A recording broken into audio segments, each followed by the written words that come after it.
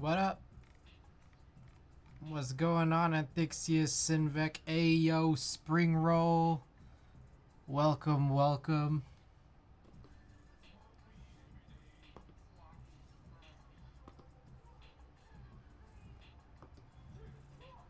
Alright, gotta knock out all these redemptions. What up? Zero, welcome, welcome. We got a package today, and then we got some switches to tune.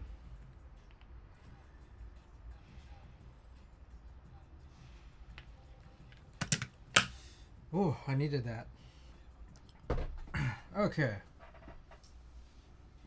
We got right to it, I guess.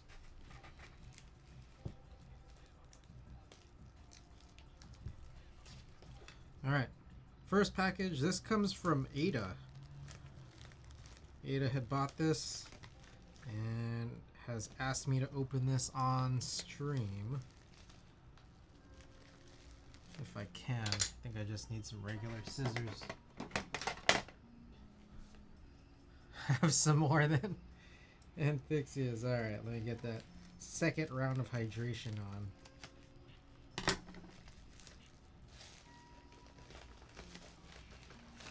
Alright, we got a Haichu. Oh, I can't see this. Hold on.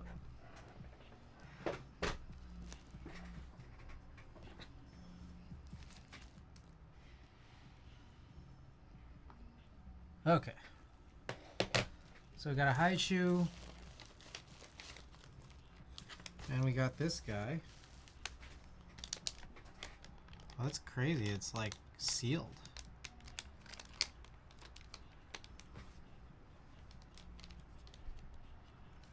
Aha!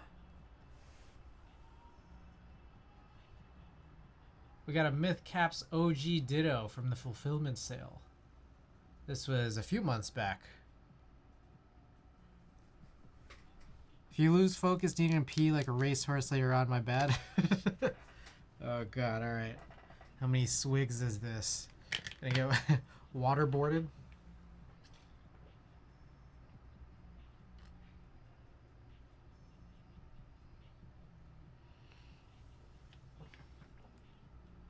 Alright, I feel like that was like 2 hydrations worth. Okay. So yeah, there we got it. We got the OG Ditto. Oh boy. Oh my.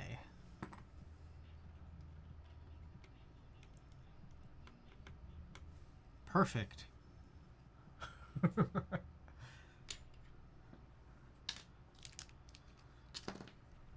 Alrighty. So I'll just get right to it. Haven't seen a Ditto Cap before? Yeah, this is Myth Caps. I think I'd seen it from before, but didn't really have my attention on it until I realized Ada was super into it. Hammer Brother, what's going on? Welcome. Alright, so what we got here? So let's talk about tonight. I have like a bajillion switches. A billion untuned switches. Yeah, it's kind of a lot. But yeah. Anyways, I had mentioned needing to do these. These are the worked-in switches from R&D KBD. These are the cherry browns. And you know, like it's like I just dread this so much because I have this and then like 2 others. You putting the switches on a dyno? A dyno? Junk. Chris sucks. I dread this. I've been dreading these just because it's like I have 3 sets of these R&D KBD ones, and then like, you know, I always talk about this. It says this stuff here: keep the stem with its original housings. Like, don't mix the stems and housings. And it's like, I don't know. It's just dreadful. It's dreadful having to deal with that because it's like I don't really care that much, but I feel like I should just because it says. But I don't care.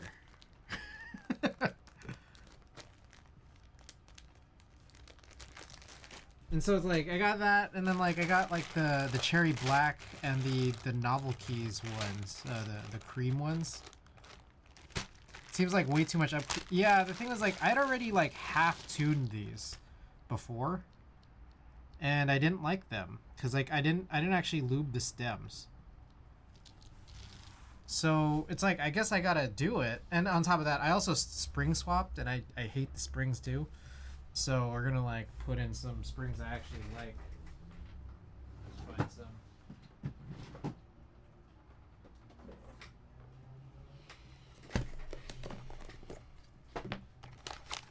Alright, so we've got 63 3-stage cherry stock springs are ass, especially the black. These are so the thing was I spring swapped out the OG cherry brown or like the stock cherry brown springs for these like Duroc 65s.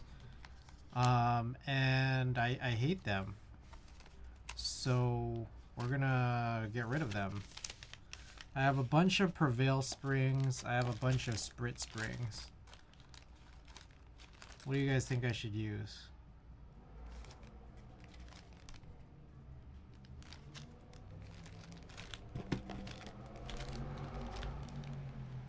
I have a bunch of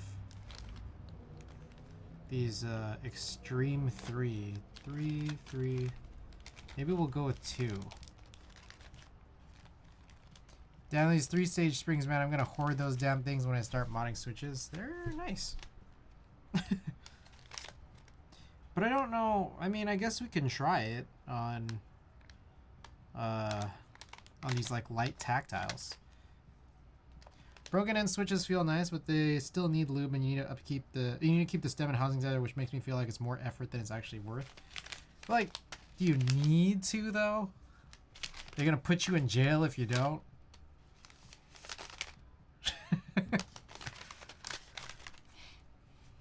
Let's go with slow 2s. And honestly, again, like I've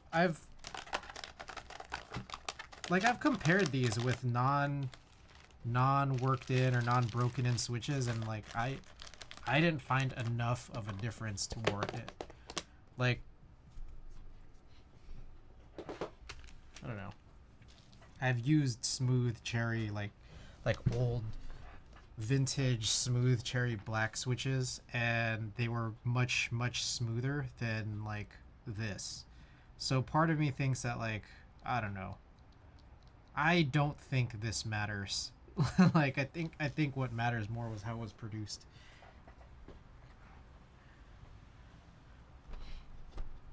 And I'm comparing these like vintage black switches to like the worked in cherry black switches. And also I've had vintage cherry black switches that were not smooth too. Okay, so I don't even know. Like, I mean, I guess I'll keep it together, but it's just like super annoying.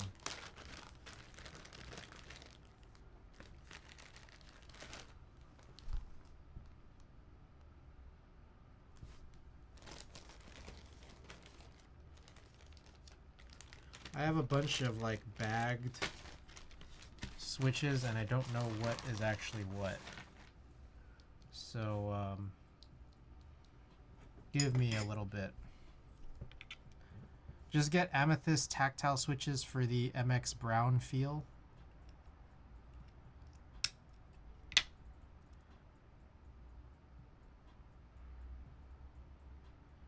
Okay, so this has film and also swapped springs. Okay, this I already can tell this is going to be stupidly annoying, but we'll deal with it. I'm trying to figure out which of these switches might be untuned.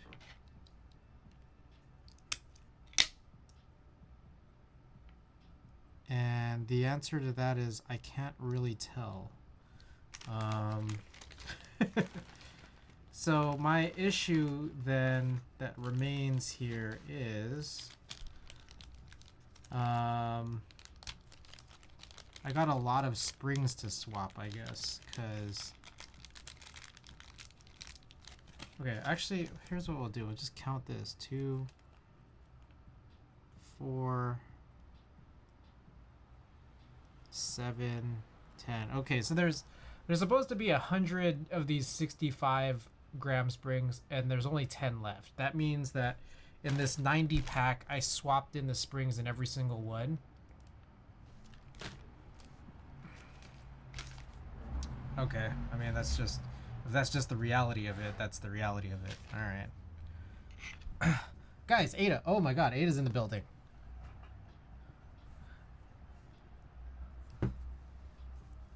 Ooh, okay. Whew. The reason behind needing to keep the semi-housing here is they were worked in by being rubbed together, so whatever benefits were imparted is specific to its parts and as a whole and not individually. Like, I understand that concept, but like at the same time it's like, really? Like are we sure?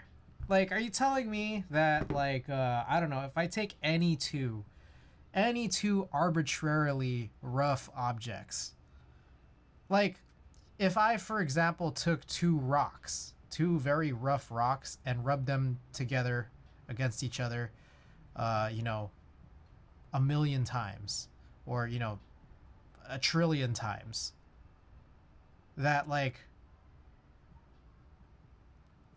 two pairs, I rubbed two pairs of rocks together each 1,000,000,000,000 times, that the smoothness between pairs of rocks is reduced if you start scrambling them up. Like, I feel a little bit doubtful, but I understand that that's the reasoning they wrote down, but I feel a little doubtful.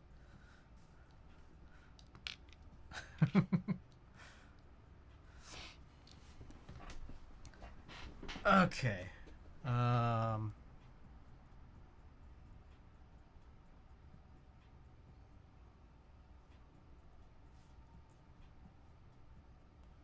So, because as you right now, you gotta be shitting me. No, I mean, right now, that part is not true.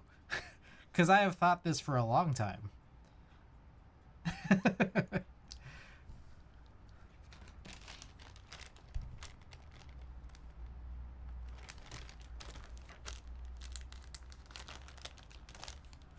Okay. I guess, like, I just have to crack all of these open individually, which is, like, super annoying. And also, I don't think I even need this station. I more just need, like, completion trays. Maybe just tray. Maybe two, one for all these old springs. Okay. It's honestly been in the back of my mind too, like, no switch is the same even though blah blah. Exactly. I mean, like, you could have two switches from the same batch that don't feel good, you know?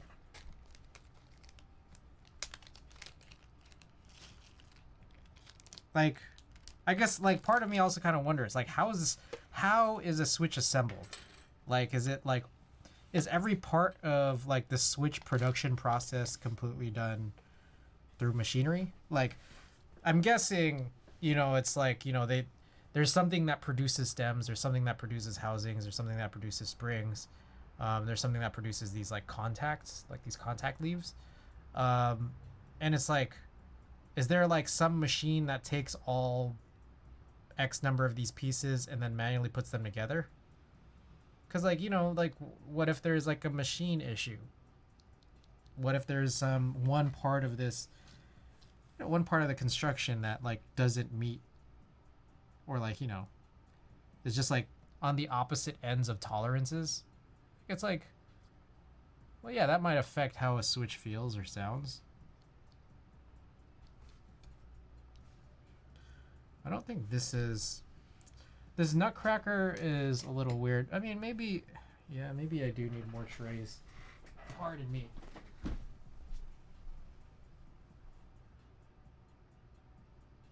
No, maybe not. I think I'm good.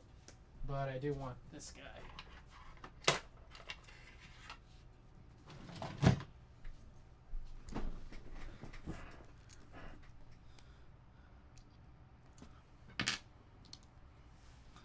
All right, one at a time, I guess. So we'll pull this apart. I will take out, I guess I'll take off the film too. Yeah. All right. We'll just have to do it. Green and red. Here's green. Here's red.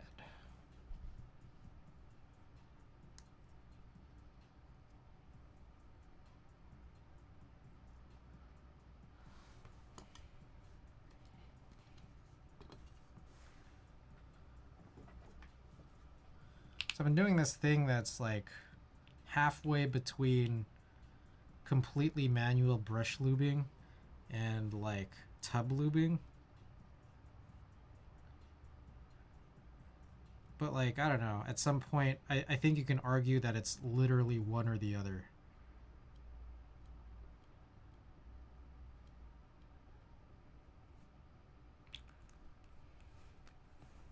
The idea is like, I'll dump springs into a thing full of oil and then I'll brush it around while it's in there. What do you guys think of that?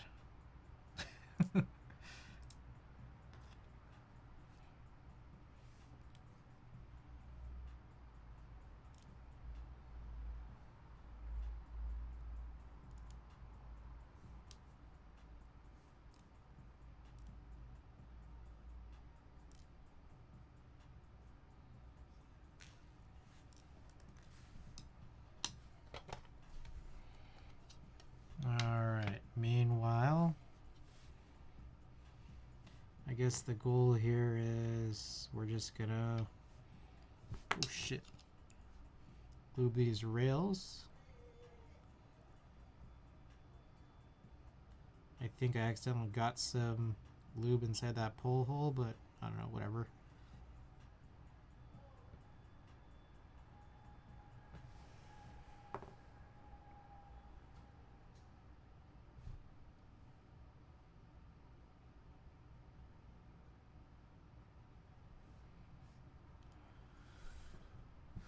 Okay. Need some tweezers.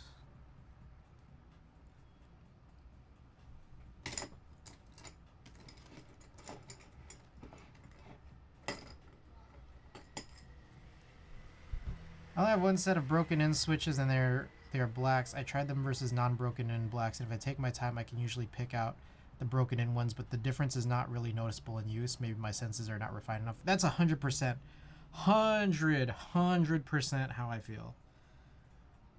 Like, it's so minor how big the difference is, when in reality I think it literally just comes down to, it's just the switch.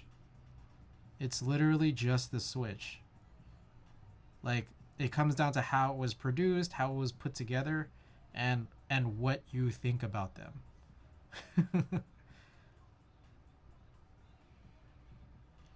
Like, I have Nixdorf switches, I have Hyro switches, I have tried various different like batches of like older and what we call like vintage cherry black switches, and every single one of them varies in how smooth they are, and some of them are not smooth at all. Some of them are less smooth than modern cherry switches. Like, I would even venture to say that like none of the older vintage switches or vintage cherry switches, none of the modern switches, whether you call them hyperglides or not, Hyros, Nixdorf switches, none of them are even smoother than like just like any arbitrary JWK switch. Like, it's like, I mean, that's just the reality. Like, you'd love to try. The thing is, like, that I have a batch. They're nothing special. Like, the in terms of feel, they're literally nothing special.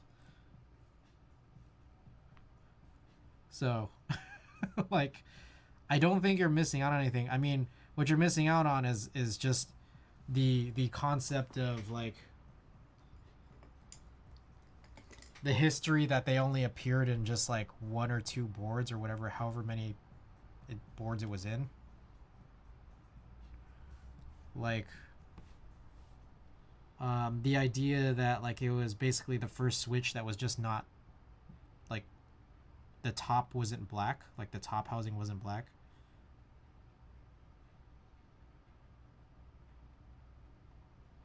I 100% believe that. That's part of why I want to try them. I definitely don't need to own any. Yeah, I've had this batch for like such a long time, and I've never tuned them. Like it's been like probably about 8 years since I've had them, and I've never tuned them. And at some point, I want to, but I just haven't gotten to it yet.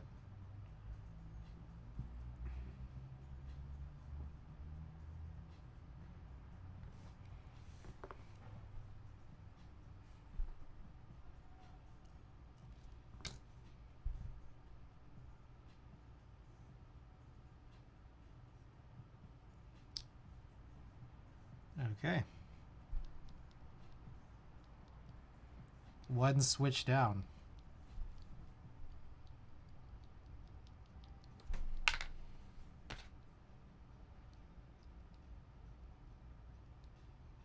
Yeah, definitely.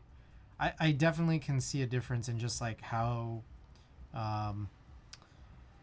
like how the force curve is here. It's a little just harder to actuate at the top compared to this one. So that's good. And also it's just like less spring ping.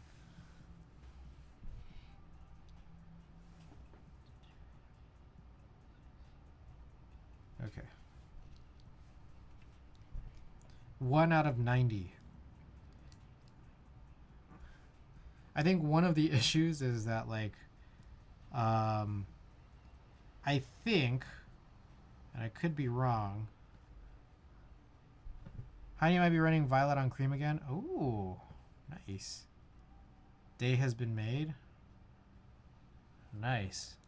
Dude, you know what's crazy is that like, you know, the whole progression of Ladybird I completely missed. Like I think I was out on vacation. This is like late July.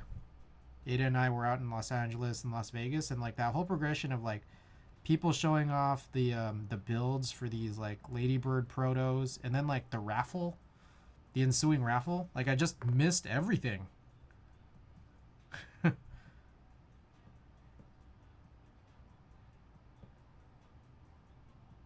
Like damn. I hope there's like a second round, and I hope it's not super crazy on the aftermarket, but who knows.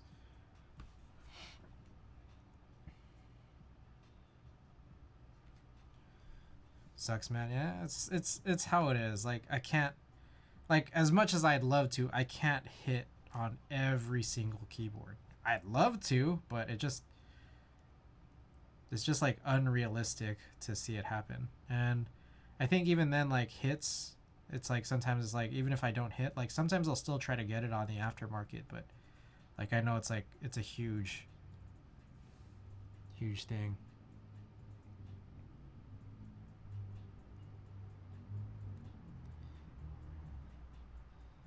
Like it's been really hard to find a moment HHKB. There was one that came at something that looked remotely close to reasonable, but it was swooped up really fast on the aftermarket. And I most recently saw a Winkeyless moment that was like $500 more expensive than that HHKB when I saw like a month or two ago. Click jacket stems, those are trash. Yeah, they're not my favorite.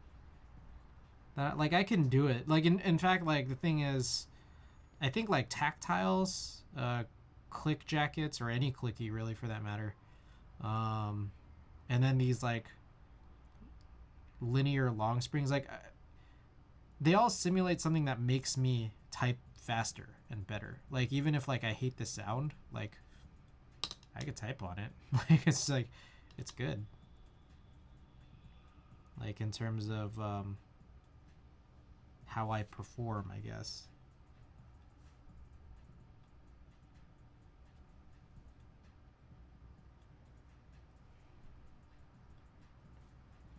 wonder if I have enough oil on these springs sometimes.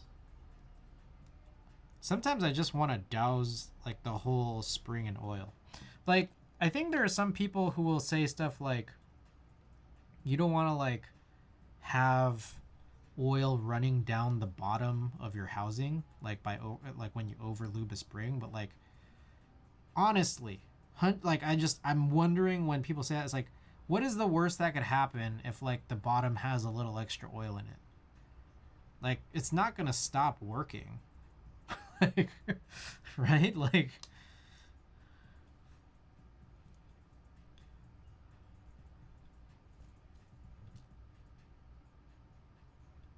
sometimes I feel like, I don't know, sometimes I feel like there are some things that are said about like specific keyboard mods that I think are overblown, and there's some things that I think are like not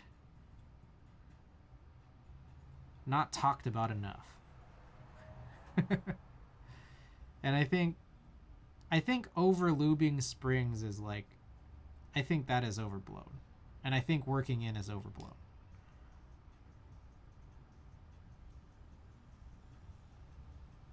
I think spring length is something that's under talked about, and we talked about that here a million times. But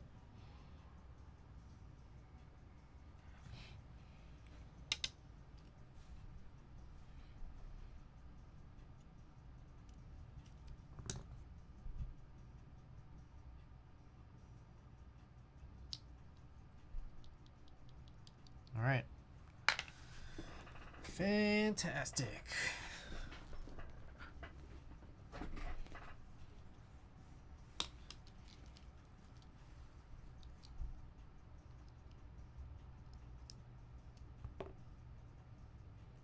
$88 to go. Okay, so maybe I said this already, but yeah, I think I got rid of all the stock springs. So it's like I need to fill them in. I mean, I guess I only need to do 60 of them, and then the remaining 30, I'll just take out the springs and then just like close it up with no spring in it. Like that. Like, I don't know, that can't be the worst thing in the world, is it?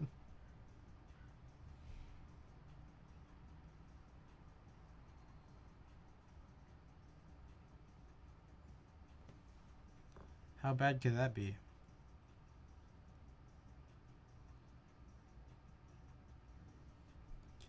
I mean, what? Yeah, no, it's just like, I'm not going to use the remaining 30, but I got rid of all the springs, I guess.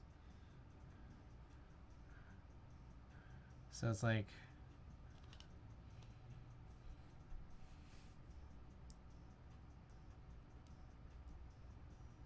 and then I can I can like, I don't have to deal with any of the films either.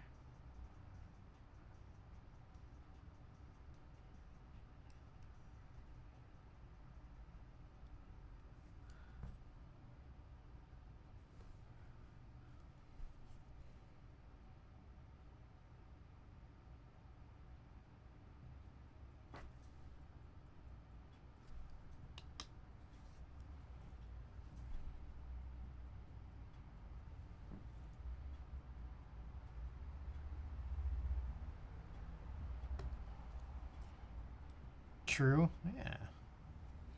I think, honestly, I only bought this many just because, like, for some reason, he only had stock in this, like, 90 batch, which is, like, kind of weird because it's like, if you can sell 90, you can sell 60 or 70 or whatever, right?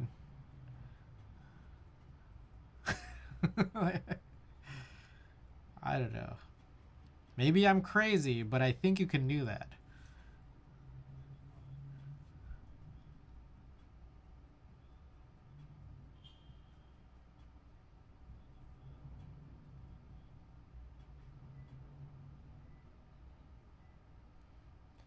When did this turn into a keyboard stream?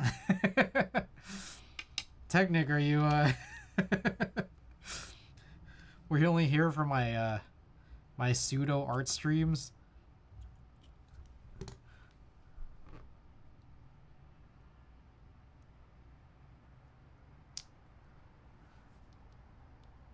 They were fun.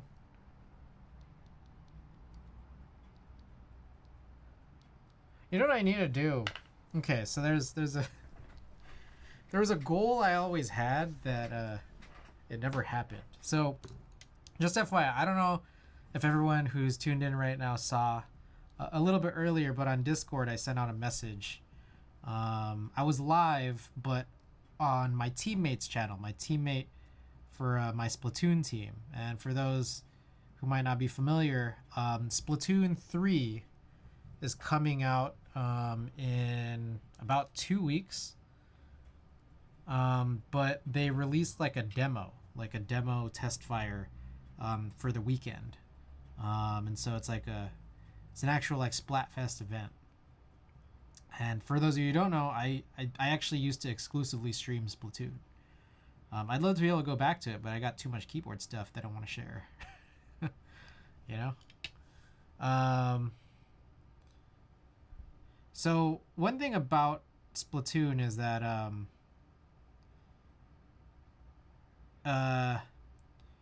you know, it's definitely got its own community, its own culture, and I mean the mechanics of the game and the way the game is sort of set up. So I'll explain it. There's like these like ranked ladder modes, and you're kind of based on like a letter grade up until you get to the top letter grade, at which point your ranking is no longer just a letter grade, but like something it's not an ELO score, but it's like some other ranking system. Let me look it up. Splatoon X rank.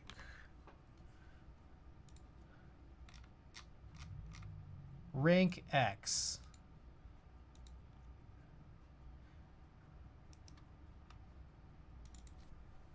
What type of ranking system is Splatoon 2 X rank? There's a name for it. I just forget what it is, but it's not ELO. It's something that's akin to it. So the thing is, like, up until you get to that X rank, it's also then like a different separate type of it's like a third different type of ranking system that basically relies on something that's like mostly best explained graphically, but there's a language to what the ranking system looks like, and graphically it's that like you essentially can't exceed like 4 losses in like a probably like 10 game span or so, and they graphically show this by like adding on like cracks to like a progress meter, like a rank meter. So I used to call this channel Crack City, and in fact if you look underneath my channel, like underneath the video feed, there's a rank meter that has a bunch of cracks in it underneath a title that says Crack City. So this is something I graphically drew when I was exclusively streaming Splatoon. Obviously, I think it's like less appropriate now based off of the content that I stream, and it probably would make a little bit more sense to update the graphic to something else. My intent was to always, as soon as I hit X rank in every single ladder ranked mode, that I would do this, but I'm not doing this before the end of Splatoon's lifetime here, now that Splatoon 3 is coming out in 2 weeks. So I might just end up changing that graphic, and it might just match my website's sort of theme, in which case it's not really art, but something that I'll just be able to export really quickly. I don't think that would take like a whole art stream to do. All right, Sinvec. See that vinyl choice? Let me get that up after this switch.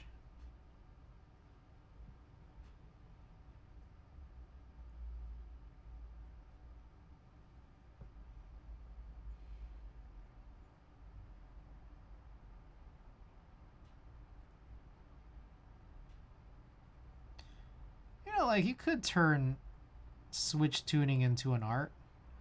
Like you could do like microscopic painting lube microscopically as art onto your stems. People who write your name on a little grain of rice.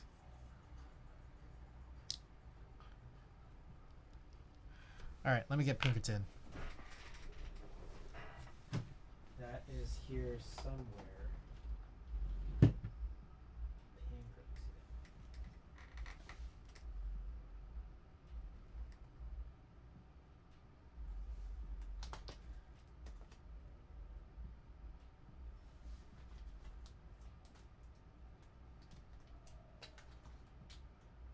There it is.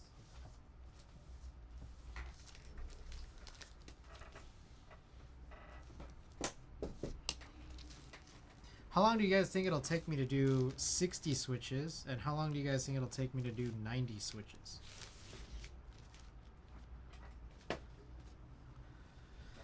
Alright, here it is. Oh, like it's like a pop-up book. And you open it up. Alright, it looks like it's... Is Pinkerton really a 1 LP? Alright. I'm not mad at that.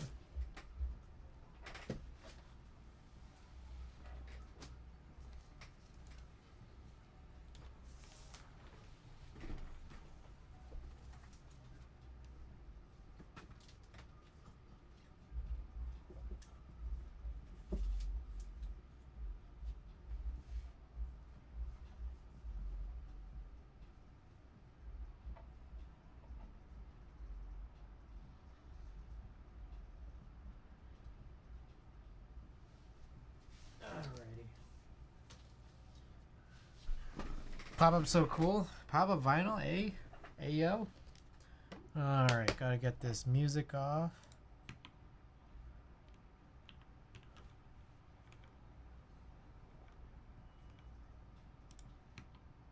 Okay, let me know if you guys could hear it.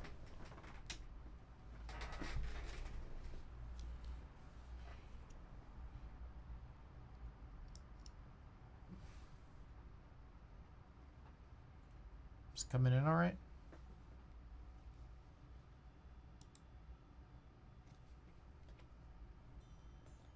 There we go.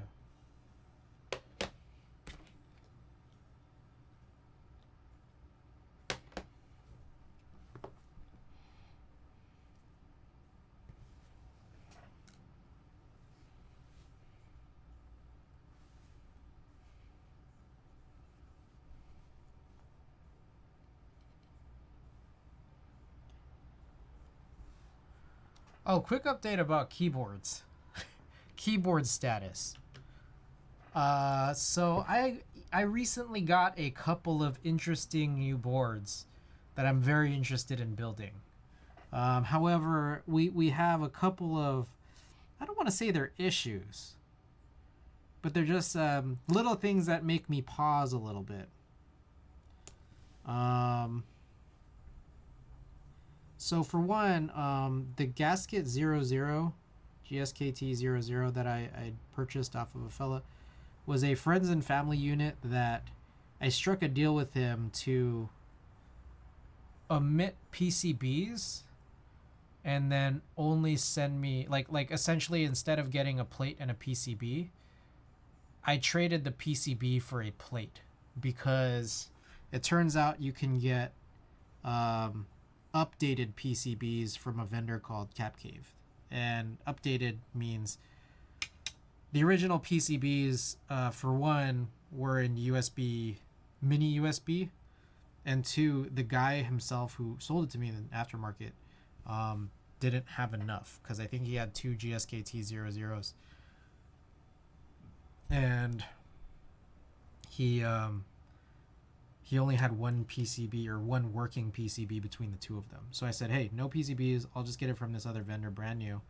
And I'll reap the benefit of it being in USB-C. So those PCBs are still on the way. I'd hoped or thought they were going to come today, in which case that might have possibly changed or dictated what this stream was going to be like. But yeah, they didn't arrive today. But I've needed to do these switches and a bunch of other sets of switches for a long time, so these tuning streams might be a little bit more frequent now than before. Maybe. Not sure. Okay, so the second one is I actually also recently got a Midway. And I went on Mech Market. I found a guy who was selling one. And I thought that it was a pretty good price. And he said it was in good condition. I believed him. I got it in. It was in good condition. And I do have two, I think it was 2 PCBs and 2 plates. And I was thinking about building it. But then Bolsa just announced that they have extras up for sale next, I think it's Wednesday. Oh shit, I also realized I think I'm not, hold on, give me one quick second.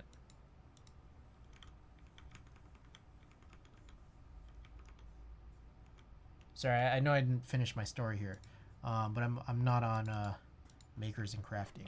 Whoops. Okay, updated. All right. So, anyways, Bolsa has some extras up for sale on Wednesday, and I would think that like this shouldn't matter to me because I got one that's really nice, and the blue I got it in like a navy blue, but it's not 100% navy blue. It's like it looks a little tiny bit different from a navy blue, but in a good way. Like I actually really like it. But Bolsa also announced they still have a very, very limited number of LE units, limited edition units.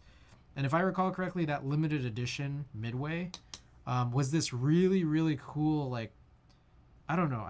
I don't know if you want to call it purple, but I think that's what it was. It was like kind of like a really, really like a gray purple, like dark gray purple looking color. And it looked really, really good. And so part of me is thinking if there's any possible chance that they still have those units available in like the LE dark gray purple or whatever in HHKB, if there's a chance, I might get in on that and then try to figure out some other plan with this this Midway. Maybe I might just sell it for what I got it for, or I don't know, anything else. Maybe I'll have 2 Midways. I don't know.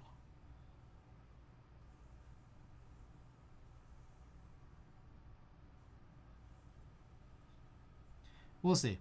So I wanted to put that like any Midway build on pause while I just go and figure out what's going to happen there.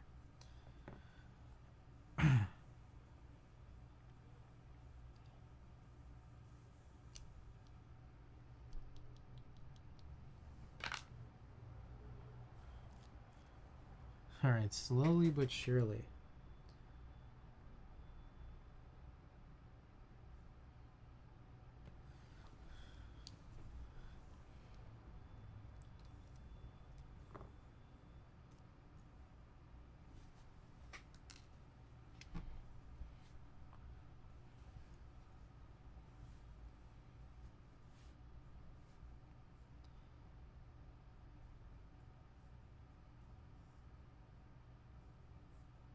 I wanted to use these like light tactiles in the Honeyboard 313, which also I might not even use the 3134, but so I was like waiting to do that until I realized I actually have a completed, like completely tuned set of light tactiles in those red Corsa switches, which incidentally also come from Bolsa. So I'm like, I could have actually done that build today or literally any day, but I just I don't know. Part of me is like, I feel like these tuning streams, it's like you kind of take it a little bit easy. It doesn't get all hot because you don't have a bunch of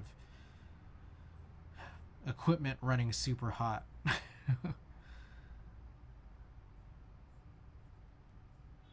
So we'll do a build. We'll do that build with these worked in brown switches. Whenever this gets finished.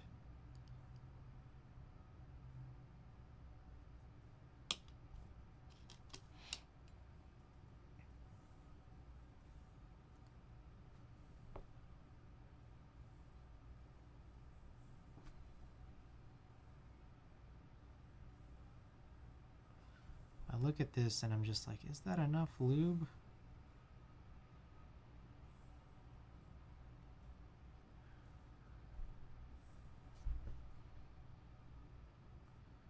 I think one thing, a shocking realization that I had made within the last couple months is that, like, I brush lube my springs, right? And then I realized, like, I'm not sure if I'm getting rid of all of the ping.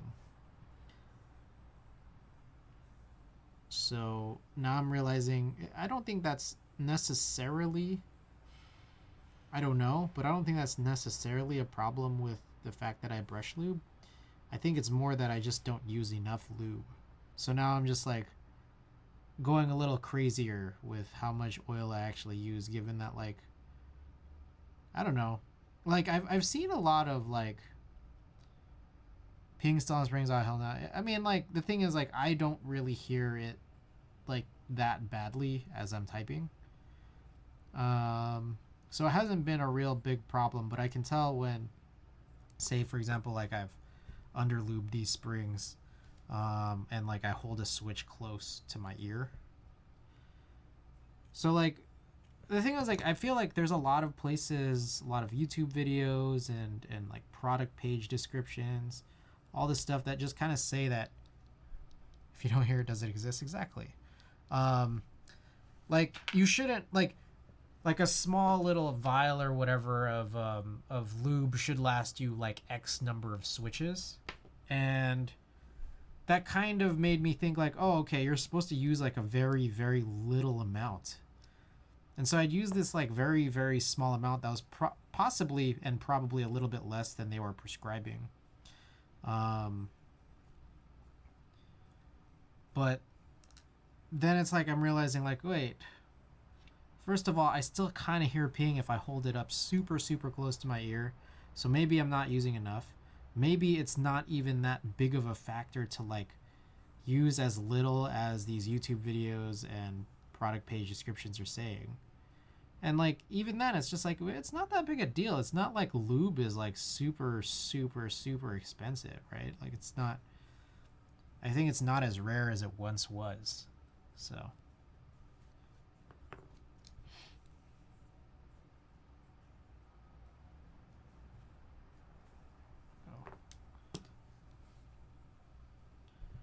I think that there was, I was hearing about, like, I think while I was gone from the hobby around like 2019-ish, 2018 to 2020, like there would be these like lube shortages. It's really hard to like get your hands on lube.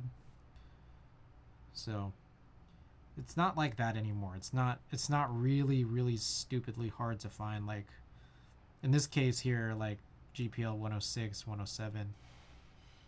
It's not a huge challenge or anything.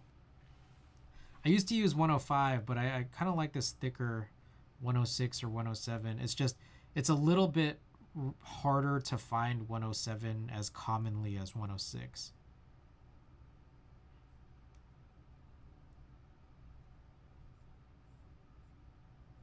That was a bit nuts.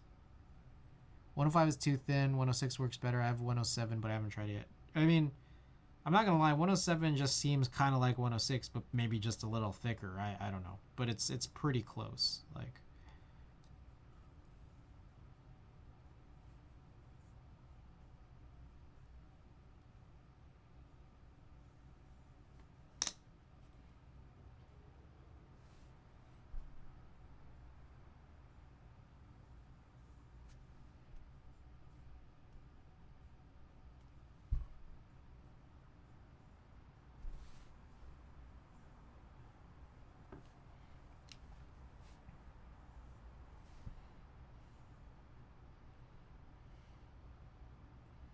All right, odds.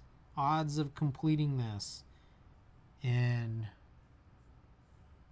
How long have we been on? We've been on for about an hour. Almost an hour now. Odds on completing this in the next 5 hours? I don't know if I'm going to be up till 4 doing this. Probably 3 the latest.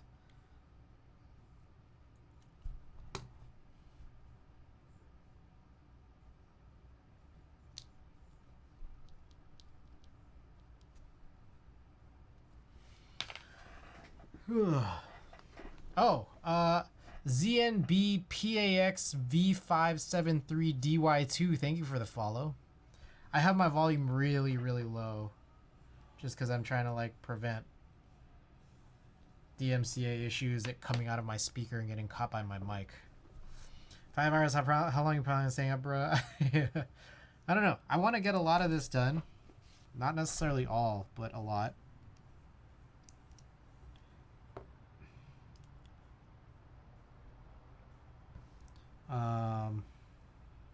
We'll see. I don't think it would hurt if I didn't finish this. Okay, there's also a super, super, super low chance that if I'm early enough tomorrow, I might be able to stream, which would be this. And a couple reasons for that. I'd like to finish, which I don't know if I will finish this today. So I actually have a different motivation. So Splatoon, we're going to go back to talking about Splatoon here. To go along with this test fire event, they actually have also released the Splatoon Switch. So they actually have like a Splatoon themed new OLED Switch that doesn't come loaded with the game. So it's like, it's just a themed Switch that doesn't actually have the game because the game comes out in 2 weeks. My guess is that they just want to have people have the Switches in advance so they could load up the new game when it comes out in 2 weeks with ample enough time. That's my prediction. I have no idea if that's real. But anyways, Thursday night, I saw it up for pre-order on Best Buy. And it just came out on Friday. And I was like, oh shit, I don't know how popular this is, but I want to like order it on Best Buy just as like security. So I ordered it on Best Buy. It turns out you can't pick it up on a Friday. Like you can't pick it up on release day. So I don't even know if those Best Buys had them in store. I don't know if any store had them actually in store. But the Best Buy told me that I could pick it up on Wednesday. So next Wednesday.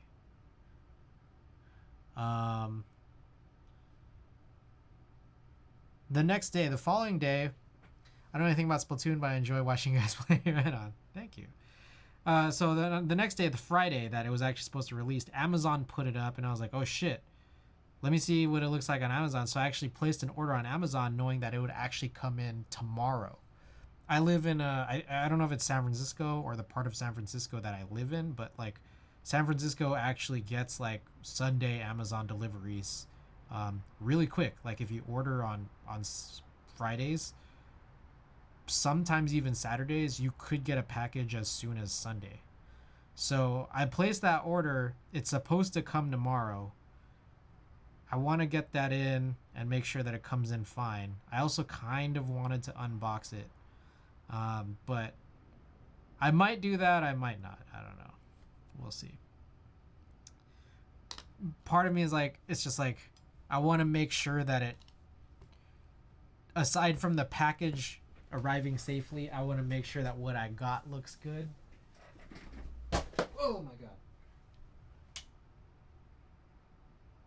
If anything, I might just do that on Monday. And then the reason behind that is that like I want to make sure it looks good so I could cancel my Best Buy order.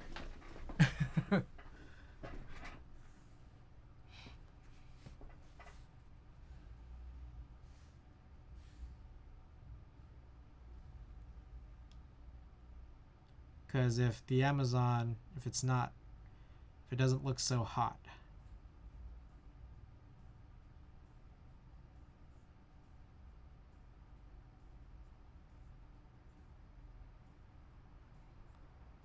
Then I'll have to figure out something with Amazon.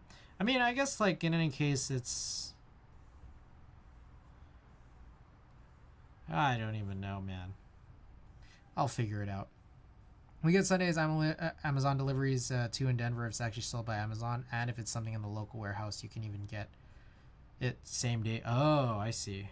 We have these like same day options here and there too, but it's not like every single thing.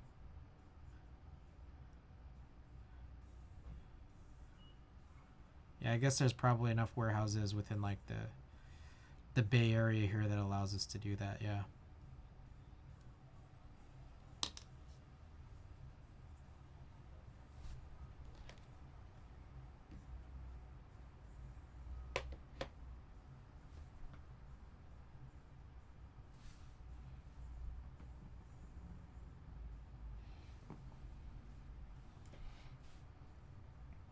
All right, the key is I need to do this mindlessly enough to know that I'm not missing steps.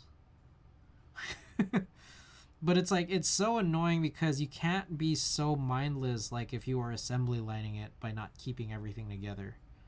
You know, right? For like some normal switches.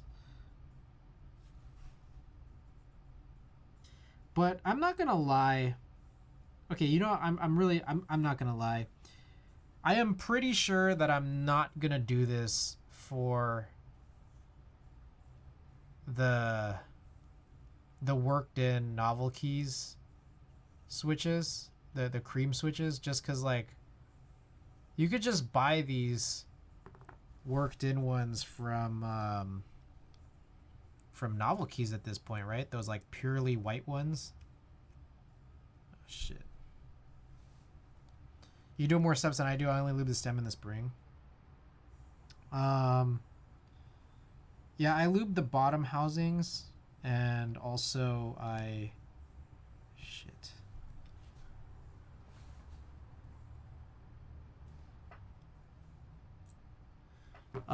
film them too, and occasionally, I'm not doing it here, but I probably should. I like to lube sometimes the top housings when I know that the switch itself is really scratchy. But even then, like, two things. One is I'm not even sure if that helps, and two is just like it's kind of arbitrary when I even opt to do that, because I know that there are some contact points between the top housings and the stem and just the whole contact sequence.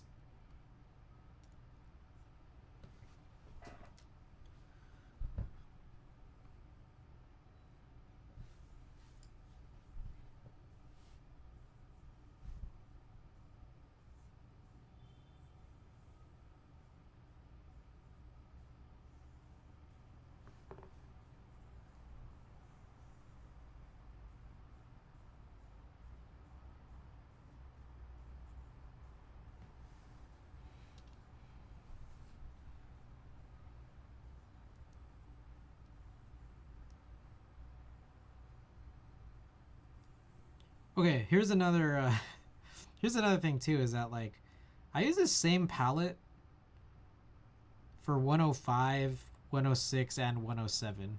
And part of me is like, I just don't care enough that like all these oils are mixing. Cause it's like, it's just oil. Like, I mean, the whole point of springs is that you're just trying to get rid of that pinging sound. And I don't think that really matters. I usually film cherry too, but I don't see a reason to lube the stem and the housing. I can't tell the difference. If I lube the stem properly, there's already lube between all the moving parts. Yeah, I get it. I think it's more just I don't know. I want to hit all the layers, and I don't know. I just made it a weird habit.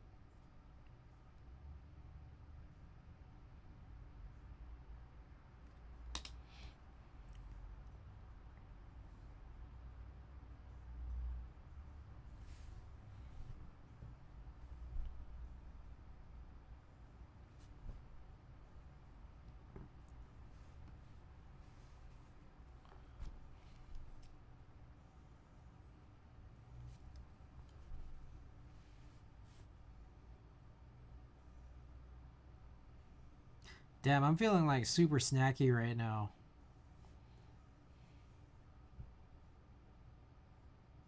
I had these goldfish in my car that Ada bought for me, like, I don't know, a long while back. And, like, they're still there. And they're not stale. But they're in my car. I have to go to, like, the basement garage. I'm just, like, thinking about eating them right now. Damn.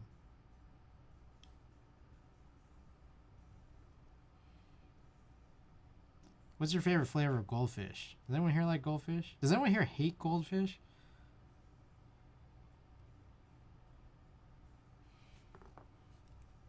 I love the flavor blasted ones. It's just extra salt. Damn, bro.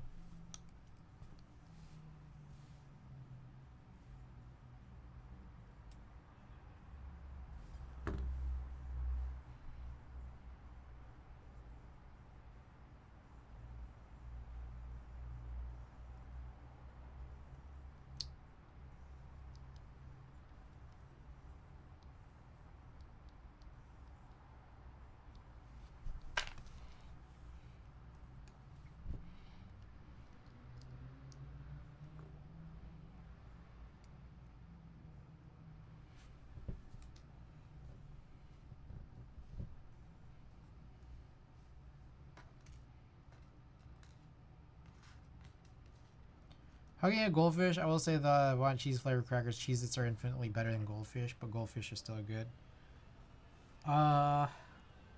Yeah, I think I agree. I think I like Cheez-Its better than goldfish, but goldfish are really good.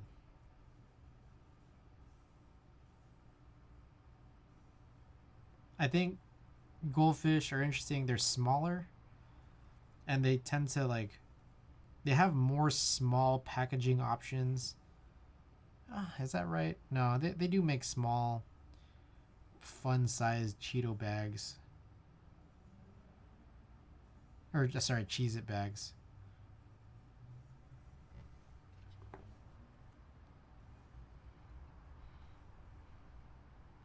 But, like, the larger...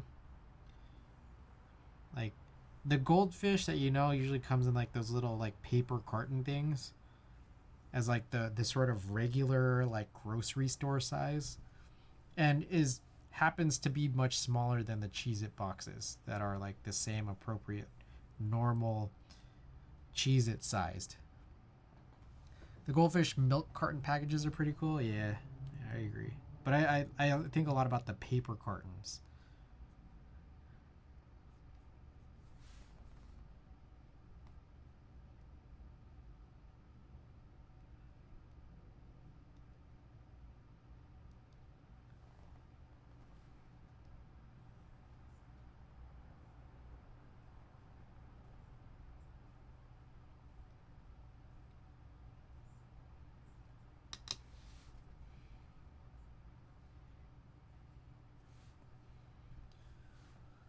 They keep the fish from getting mashed up. Ah, yeah, that's true.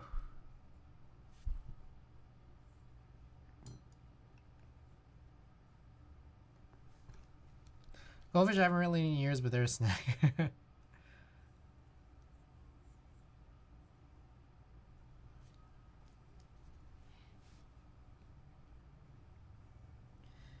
You know, I remember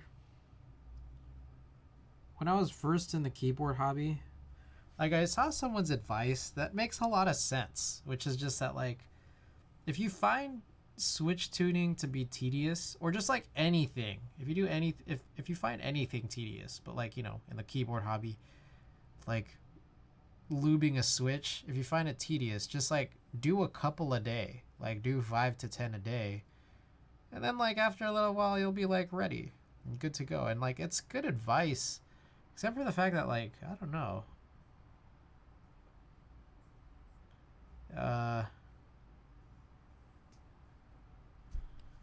it's hard to like, okay, a couple things. One is it's hard to find like the motivation to like, oh yeah, you just gotta do it like this every day. And then like I think part of me that like because it's like you're losing all this desk space. gotta like redo it all. But another thing too is that like I don't think it really super translates to like creating content as like a live streamer. It's like I'm not gonna set up stream, turn stream on, and then do like 5 switches. It's like, oh, stream is over. This hobby that should be fun and relaxing. The more you take your time and don't stress out about it, the more you can enjoy it. Yeah, and I guess there's just inherent stress of being someone who is producing any kind of content, really.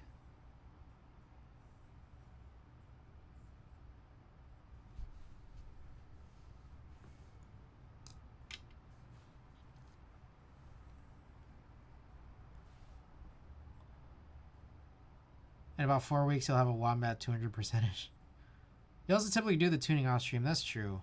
I mean, like there are streamers who do like these types of streams, and I do these very, very occasionally.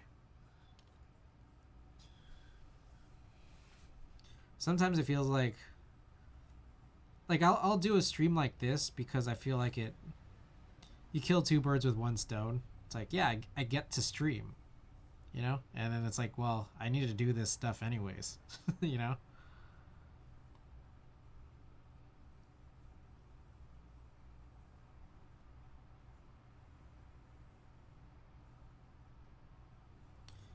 Yeah, I think probably I'm more likely to stream on Monday as a continuation of this.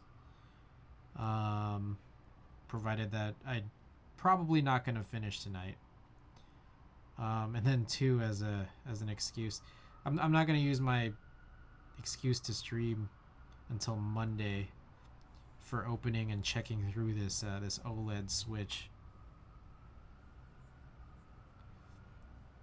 But I also gotta figure out how to like do a whole Switch data transfer.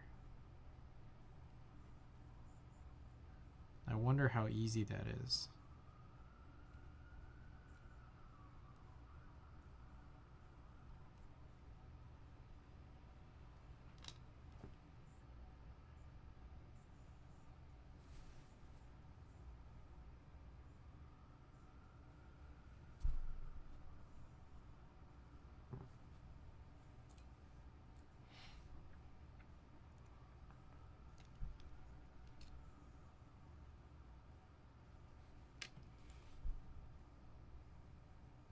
I think also the other thing too is that there's probably a lot of people who like they're not actively, you know, again like streaming. So it's like they'll do things like watch TV or watch streams while doing like a pretty, I don't know, a somewhat brain dead task.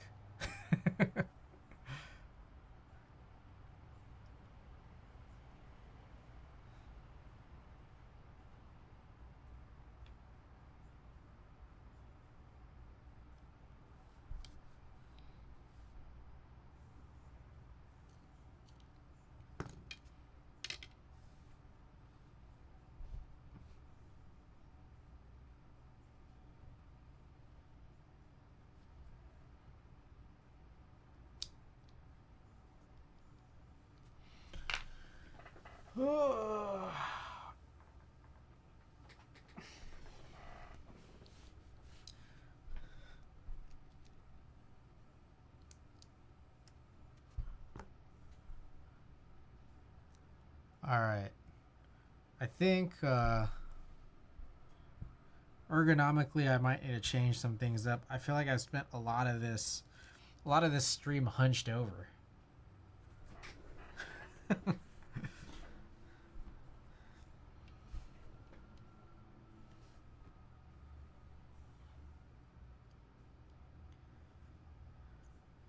Probably not the healthiest thing. Gotta take more stretch breaks and also just sit right. GMK Hyperfuse is another set that needs to be ran. Isn't there like a whole controversy about hyperfuse? And it's or is or was a controversy about hyperfuse and its inability to be sort of delivered in a communicated and delivered in a timely manner. Isn't that like a thing?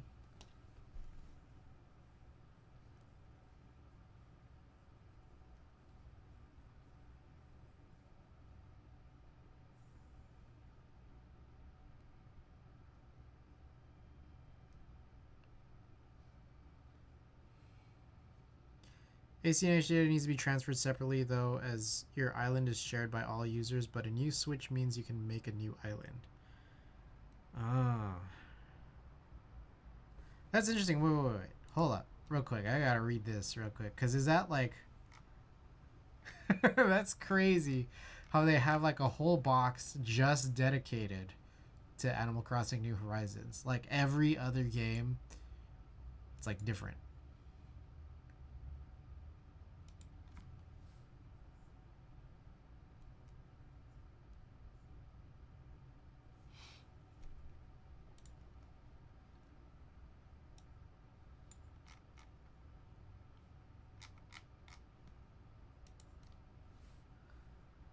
Yeah, I thought it was funny too, yeah.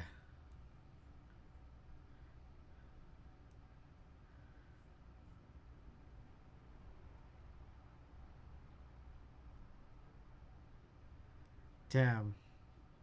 I think I literally haven't played Animal Crossing since November of last year.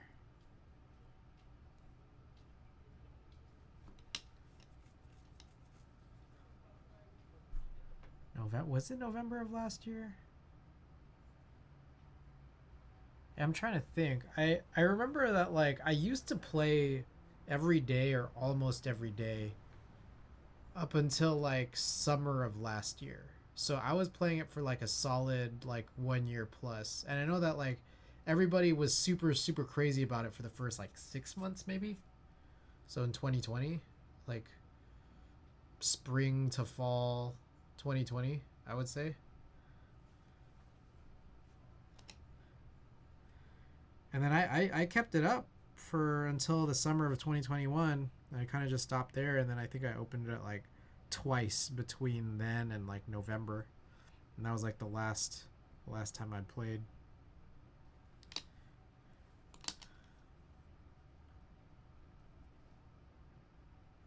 Because I think in November was when they came out with like the final major DLC that had like everything that people were expecting the game to have when it launched. And it's great that they came out with it, but I think it just came in a little too late. Oh, Gamer Pixel. Oh man, Saribot banned this other bot. I didn't play it at all until the hype died. It was really fun to play when the hype was up. Like that was it's weird. I gotta tell you guys, it's a little weird for me to talk about this, but it's just that like when all of like everything, the lockdowns, oh, it looks like is the music done? Yes. When the lockdown like first happened, like obviously everything was kind of nuts those first like 3, 4, 5, 6 months, whatever. But like it was obviously it was strange. Obviously the world is still strange even now. Let me get this music back on. I'm sure it was really cool when it was super hyped up. Yeah, like I think in general, okay, so let's have a broader conversation. I think when COVID first hit and the pandemic started and everything was like being locked down, that was really strange and really scary, really harmful to I think like a lot of people. But like just I'm not saying like how do I put it? As a result, a lot of things changed, and I don't want to say necessarily for the good, but a lot of things just changed, just period. And one of them was just like this idea, this fascination of Animal Crossing in that time, just like it just, it seemed like it was kind of like, how do I put it? Almost the perfect storm for the success of Animal Crossing. Um, and that was nuts. I gotta say, that was crazy. Like, I don't know. Like, I think that so many people, like, okay, here's how I look at it. There's a big part of the workforce that was able to, not everybody, but a big part of the workforce that was able to go remote. And I'm pretty sure a lot of that workforce was like punting on work so that they could play Animal Crossing. It's like, that was something.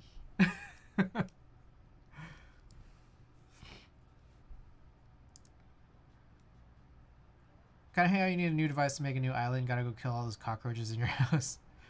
Animal Crossing is a cozy game, man. I remember playing Wild World in bed. Ah, nice. It really was. The world needed a safe space to have a social life and meet online, and also a lot of people needed something to do. Yeah, yeah. And again, I'm not like downplaying like the the millions of other negative effects of the pandemic, but it was just a really, of the things that happened, I think the Animal Crossing fascination in those first like 3 to 6 months of the game's release was I don't know. Yeah, it was fascinating.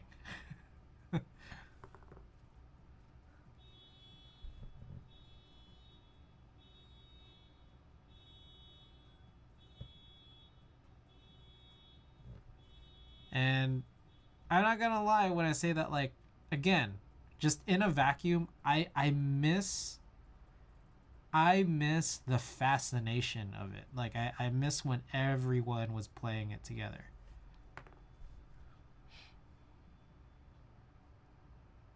I don't doubt that it's I don't doubt that you can find pretty easily like Animal Crossing communities still out there, but oh, that was that was different. That was different when everyone was like trying to fight over how to find a Switch. Whenever separately, when everyone was trying to fight over Ring Fit Adventure. I didn't even get a Switch until Pokemon Arceus, so my island's not even a year old yet. But it's nice. I have a few friends that I meet online. I see. Oh, okay. Separate thing to mention. Arceus, Pokemon Legends Arceus, hands down, best Pokemon game I've ever played. I can't think of a better Pokemon game. Like, at least some kind of like major main kind of mainline ish game. I don't think that the other RPGs just all down the line like can hold a candle to Arceus. That was a different game. Like, for me, I've always loved Gen 3, Ruby Sapphire. Um, I think there's a specific nostalgia I had for playing that game, how that game was built, the time in my life that I played it. 100%, I always have a soft spot for it. But in terms of gameplay and how much it so densely consumed me, I think Arceus was the one.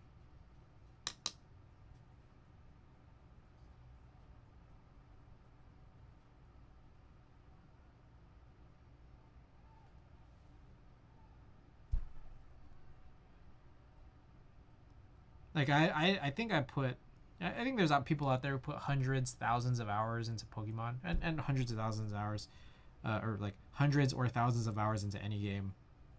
And I don't think Arceus is a game that hours wise I played the most. But I think for how densely it consumed me, yeah, something else. And I actually didn't play that till late. I didn't play that until like 3-4 months late. Like, I think it came out in February, but I think I started playing it, I don't know, maybe May, I believe. May or June. What a game.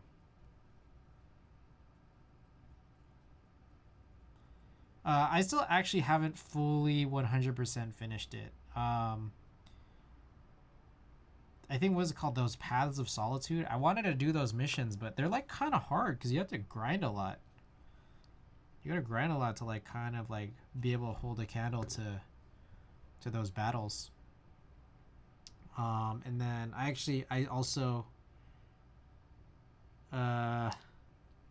also didn't complete the mission that is the namesake of the game, but I think I have otherwise nearly all of the Pokemon. Like I think the ones that I realized at the very end what I was missing was the Porygon evolutions. And then like I don't know, I stopped playing maybe like a month ago or so. But yeah. Best Pokemon game, I think. Gotta be.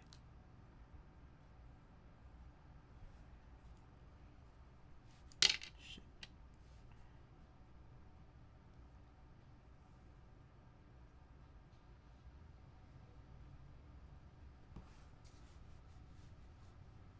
You completed the Pokédex? Nice. Yeah, I was almost there, but then like I started getting a mix of like I gotta do the Path of Solitude, I gotta grind a lot, and then also I gotta find those last two evolutions, and then I just you know, life. Life comes up. That's how it usually is.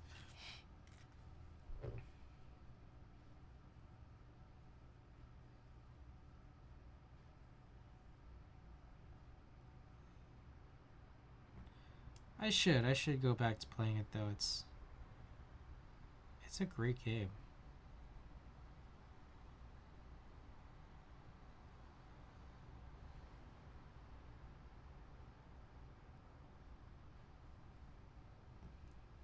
My brother, I told my brother about it. My older brother. My older brother basically only plays GTA. And I told him about it. I was like, oh my god.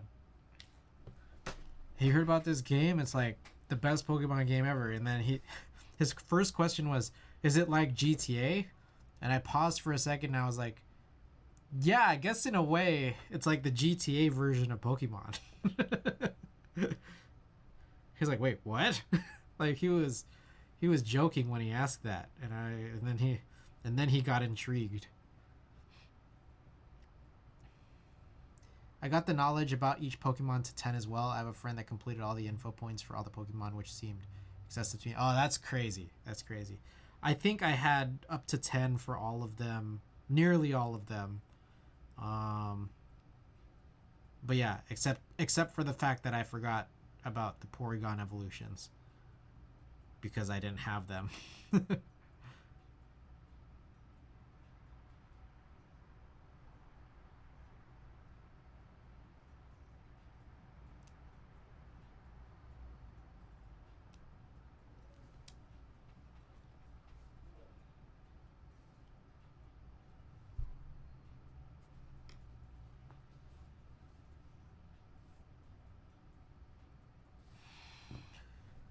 Did you not do time rifts often? I did. I definitely did. My problem was that I just wasn't catching Porygons enough. Like I think I literally only caught like one Porygon my entire time with the game because I was just like, oh, because I'd just forgotten that Porygon even had evolutions. Like it's just been a long time since I last played. It's like I definitely feel like I had good Pokemon knowledge, but I had forgotten about the fact that Porygon has actually multiple evolutions. So it just never came up.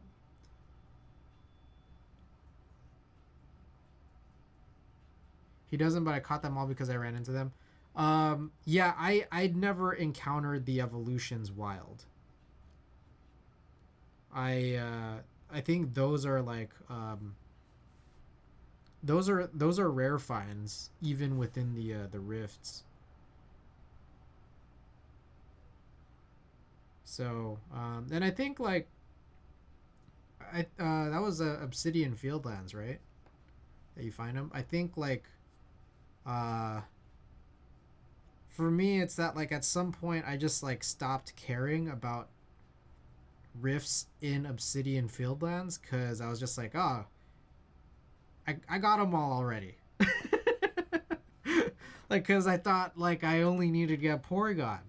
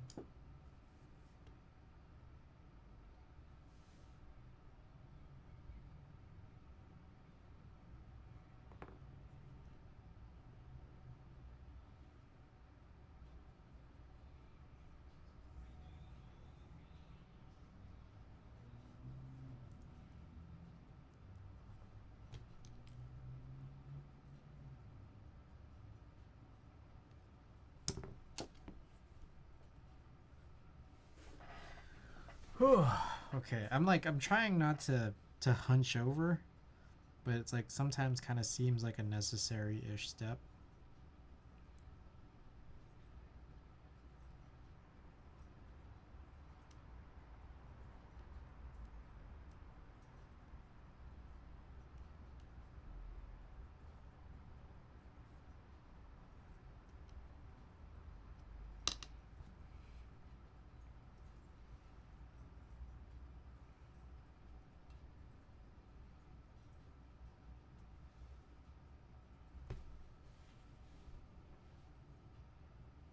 Did you do all the Path of Solitude missions, Sinvec?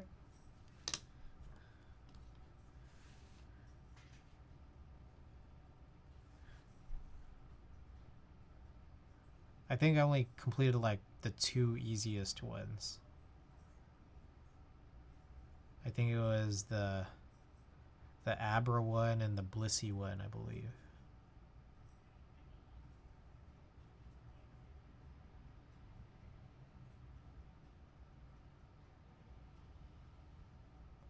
I'm pretty sure that Porygon 2 was in Mirelands and Porygon Z was in the Coastlands, but I might be misremembering. Oh. Yeah, then I don't know what to say. I felt like I did rifts a lot. My subjective opinion is that I did rifts a lot, but I don't think I'd ever encountered 2 or Z. Like I don't think because I'm pretty sure if I did see them, I would have been like, oh shit, I forgot that he had evolutions, and I forgot he had multiple evolutions, and then I would have I would have been more observant about it. Like, oh shit. But I guess it never came up.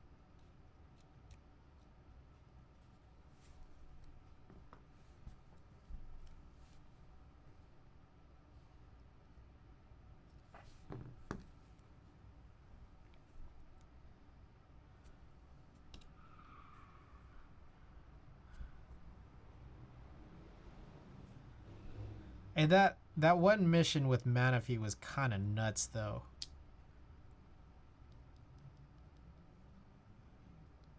Like, and like the whole like how you're supposed to get it. Like I think I got like bits and pieces of it, but I didn't cheat my way through it 100% or anything. Like I didn't look it up entirely, but like I looked up parts of it. Was Path of Solitude added as part of an update? Okay, I could be getting the name totally wrong. Path of Solitude is like I think you need to complete like a pretty major part of the game before they say like, oh yeah, go and talk to the like in the Jubilife town or whatever. You got to go to that like that training area with the where you go to like do battles within Jubilife, and then like there's a bunch of like battle missions, and then there are missions, yeah, like associated with those types of battles. That's my best way I can describe that.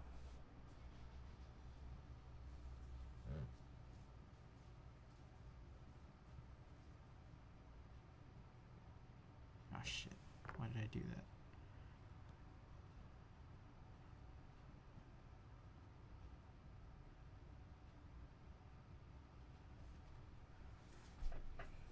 There's something else I was gonna say about the games, or about Arceus. I'm trying to think. I remember one of the bosses. I think it was the last. I mean, spoilers for anyone who doesn't want to hear spoilers. But I think it was Avalug. I hated battling Avalug. Like I felt like that was one where I couldn't really quite figure that one out. And then I continued from where I left off instead of starting over. I like how they have that super easy option.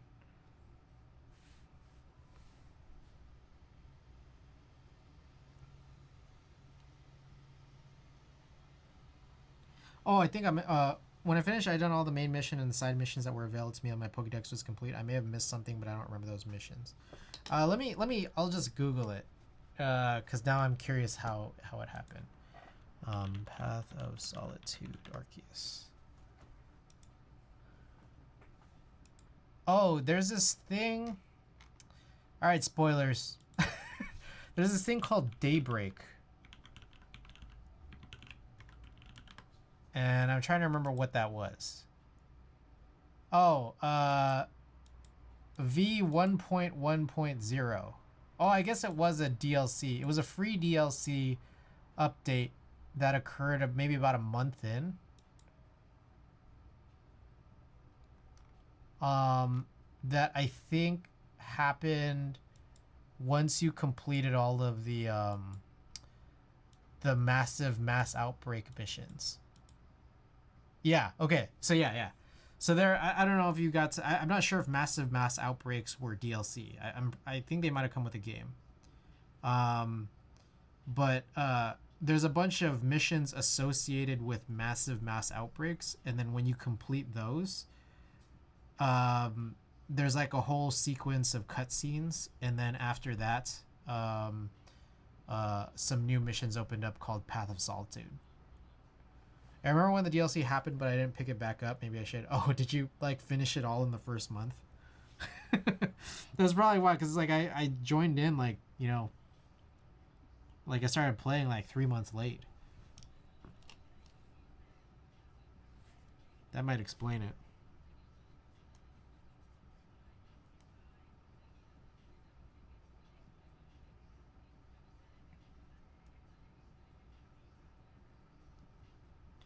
Okay, I also think I might have mentioned this on a previous stream, but like, I really, really stupidly did the unknowns.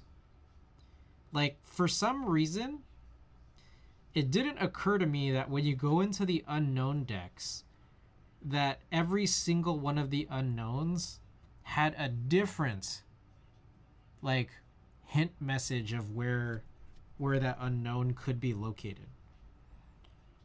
I thought for some reason I didn't like look at the I didn't look at every individual unknown to realize they're all different. I thought it was like one message for all of them. And then like it was just like kind of cryptic, so I just like kind of ignored it. So then like when I got to the point of the game where it's just like I wanted to just like knock out all the unknown stuff, I was like, okay, I caught a bunch of unknowns but not all of them. And I'm just like, I don't know how you would find them, because I didn't realize those were hints on where to find them. So then like the remaining ones I had about 10 remaining. I was just like, okay, I guess You know, because there's no other way that you would find them. I guess I just have to Google them. And it literally wasn't until I completed the 10th, like the last of those 10, that 10th one, that last one, that I was just like, oh shit, these all were fucking hints. It's so stupid, like so unrewarding. But to be fair, I think there were like, of those remaining 10, there were like 3 where I'm pretty sure I would have had such a hard challenge finding them. Like I think there was one like in the Mirelands that was just like hanging off some Mireland tree. And I was just like, there's no way that I was going to find this. Like, this just seems too hard. Like, because there's so many of these like swamp trees in different sections of the Mirelands. It's like, that one I would have needed a guide for. And then there was like 1 or 2 others too that were like that.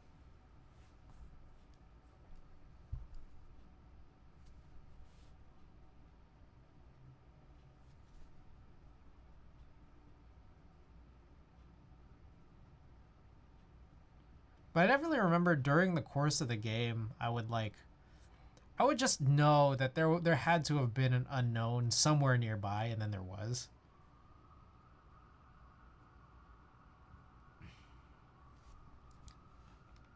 Like I think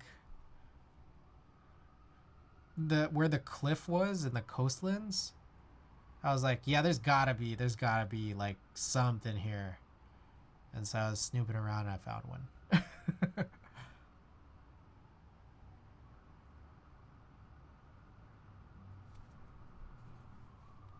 I had to go one of the steps on Manaphy / Fiona part of the path to find them as an obscure reference to past Pokemon trivia. No, that one was really, really nuts. As a refresher, like I'm sure you read this back then, but it's just like I want to talk about because it's actually kind of nuts. They redid, so there was Diamond and Pearl, and that came out in like 2006 or so. And then they remade Diamond and Pearl, and then they released it last November 2021. And then 3 months later it was Arceus.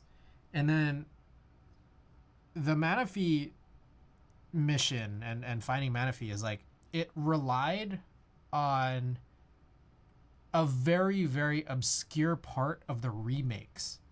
Like, it's like you had to like just walk in and find like a I think you had to like go up to a wall that like was like a bookshelf, and then just like press A, and then like you'd like read an excerpt or something from a book, and then that's what your hint was supposed to be in Arceus. And it's just like, yeah, that's crazy.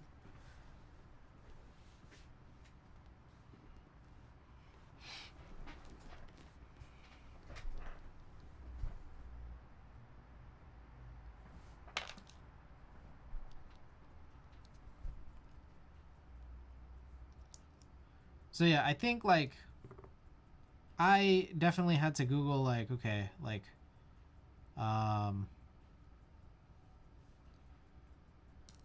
it was way too obscure for me. Yeah, it's like I definitely had to Google like what's going on here, because I don't even remember the point at which I unlocked the mission. So I'm like, I wasn't sure like what even the context was.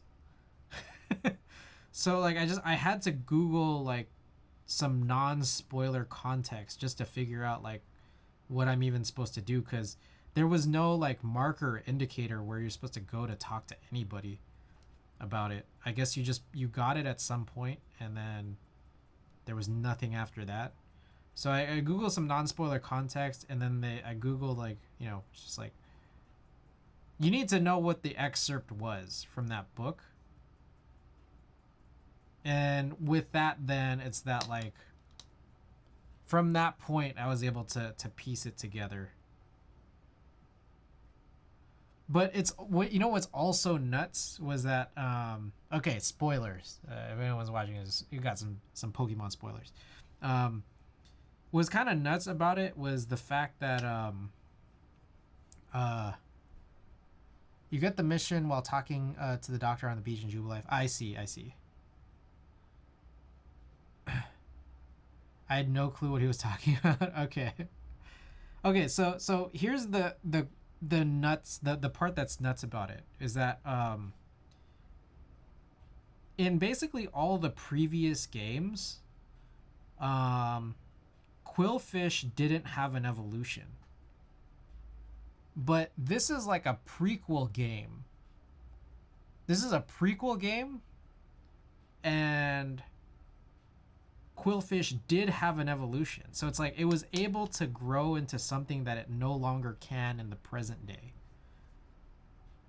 So like that is actually a really, really crazy thing to think about. So then like Brilliant Diamond, Shining Pearl, which are remakes of Diamond and Pearl, you know, from 2005 and then 2021, they're supposed to be like modern day. Has like Brilliant Diamond, Shining Pearl has a book that says, hey, back in the olden days there was a giant quillfish. And then like you're supposed, like, without looking up any spoilers, you're supposed to read that in Brilliant Diamond, Shining Pearl in November. And then when you go play Arceus, you're supposed to understand from seeing Quillfish's evolution what to do, that you need Quillfish's evolution. It's just like that's crazy. That's nuts. That's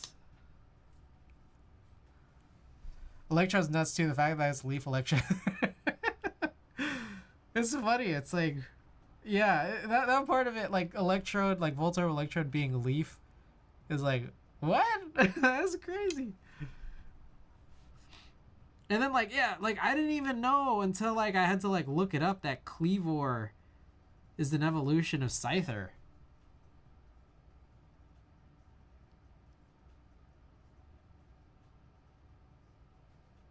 I was like, what?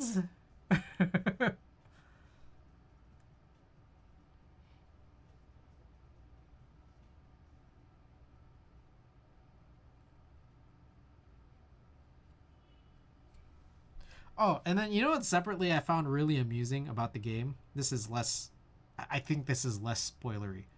Is that like, as with previous Pokemon games, like there are some Pokemon that only, there's some Pokemon that only evolve when you trade them.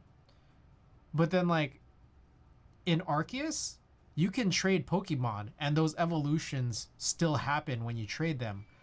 But knowing that like Arceus is largely a game that is like it's largely single player,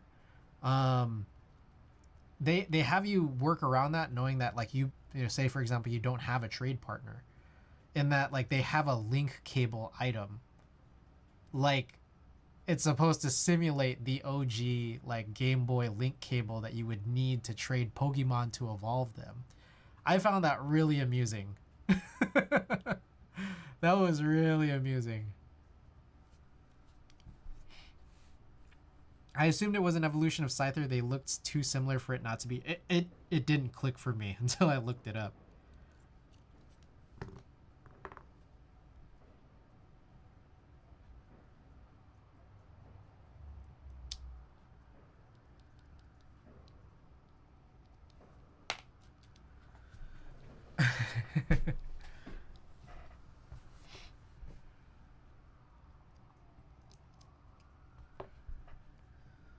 Man, what an awesome game.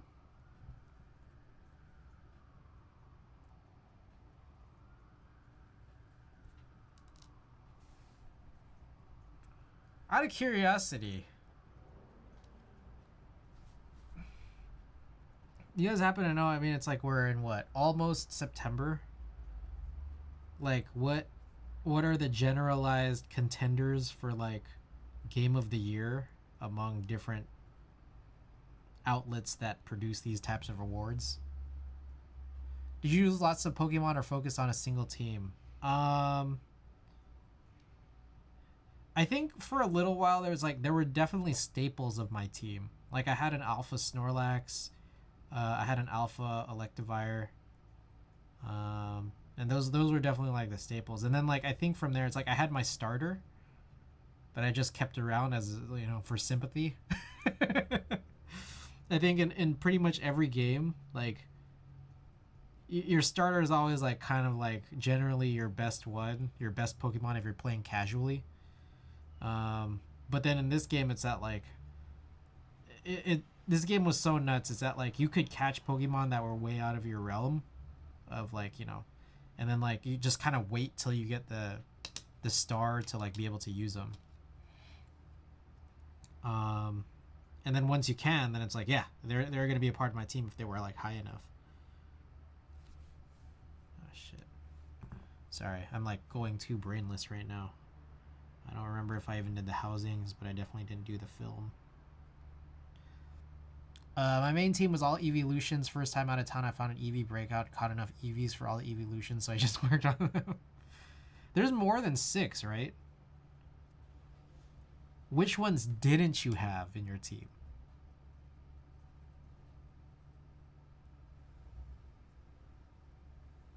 Or did you like rotate extra evolutions in or out?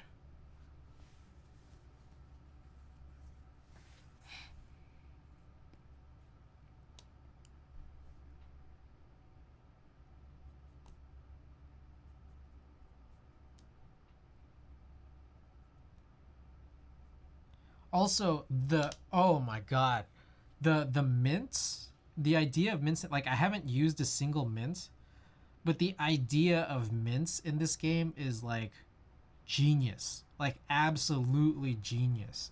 I'm so shocked that they never implemented the idea of like the mints in the game, like in any of the previous games. Cause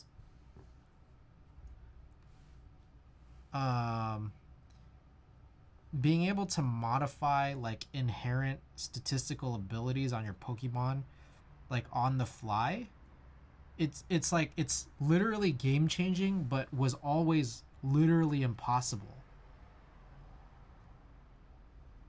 And then now they actually made it possible, provided that you have to really grind for it. Like, but it's a grind that I think anyone would be willing to take on. Like if anyone's trying to like really like hone in on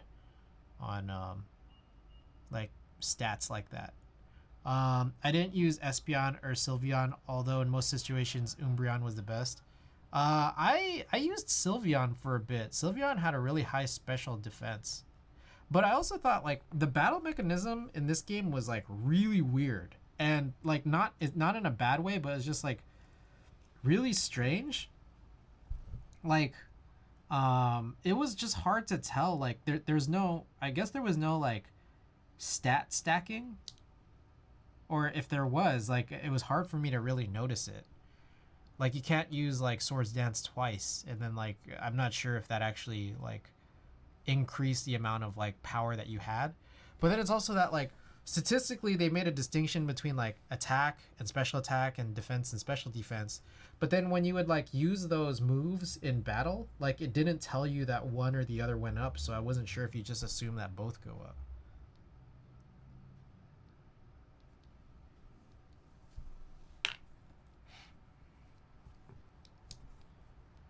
I used to play like semi competitively when I want to say it was like the early to mid 2000s, in basically in Gen 3 and Gen 4. And I think I loved that period of time, because I think like personally I think 3rd gen to like 5th gen, they really honed in on like a battling system that I personally think made sense, and like it was complicated, but it was simplified enough. And then I think when they started doing like the mega evolutions in X and Y, it, everything got really complicated. Dark is just good against so many things, and also Umbreon had massive HP. Yeah, for sure.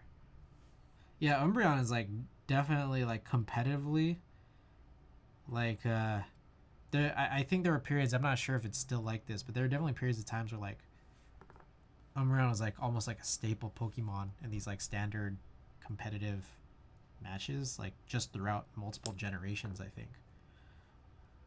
Yeah, Umbreon's sick.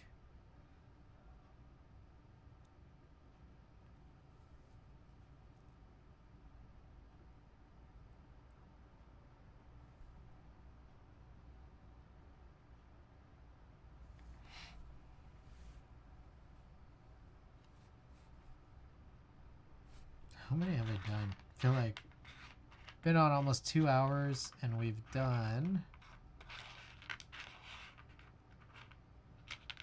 almost 20.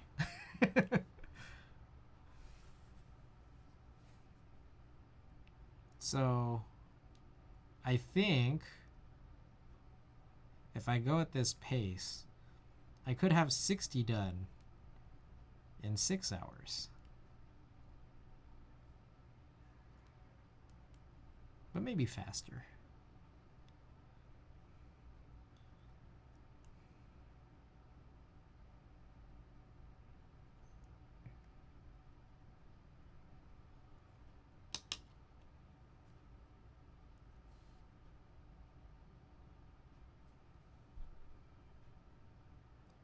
Your math checks out.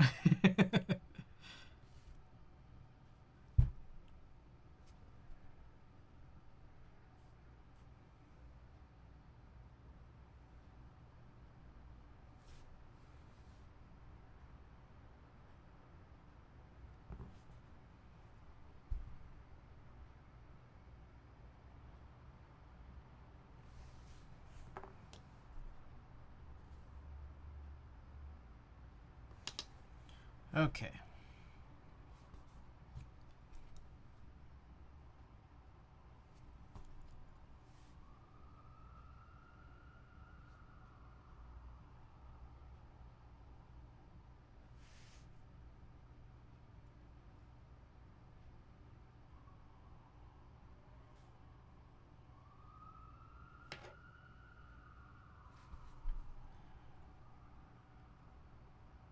It was interesting. I remember there's a lot of people who wanted to compare Arceus to Breath of the Wild, Zelda Breath of the Wild, and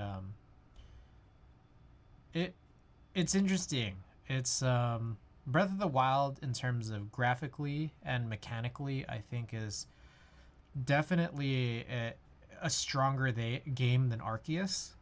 But I think that there's so many people who are attached to the lore of Pokemon in a way that's like not necessarily like Zelda. Keep meaning to play Breath of the Wild, but I haven't started yet. Oh man, it's a great game. So like people are so attached to the lore of Pokemon that I think it's like it's okay that like it's not like technically as strong because there's its own little quirks that it just has to have because of what the world of Pokemon is like.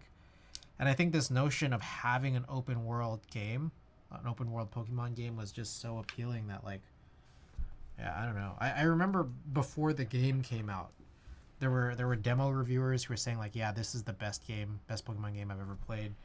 And this was despite the fact that a lot of demos had shown that like it's just not graphically as strong. And like it's crazy. It's crazy that I think like yeah, like it was such a great game despite like so many flaws that the game had.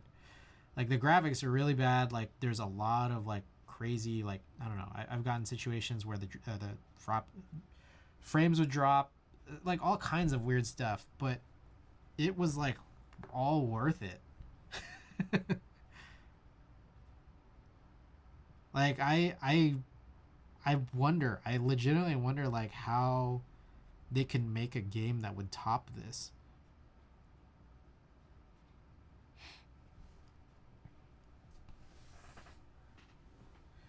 I'm just so happy they made a Pokemon game that wasn't just a rehash of Gen 1 for the millionth time. It's so much fun. Yeah. And I think with that said, just separately, uh, I think people like that about Zelda too. Like Breath of the Wild is that like, not that previous Zeldas were formulaic, but um, the other point I was making was just that like it was the first time they had like a truly open world Zelda game, and people could make comparisons of it, against like other open world games out there that exist, but like the lore and as such the mechanics of what Zelda like is all about just translates so well to what the game actually was.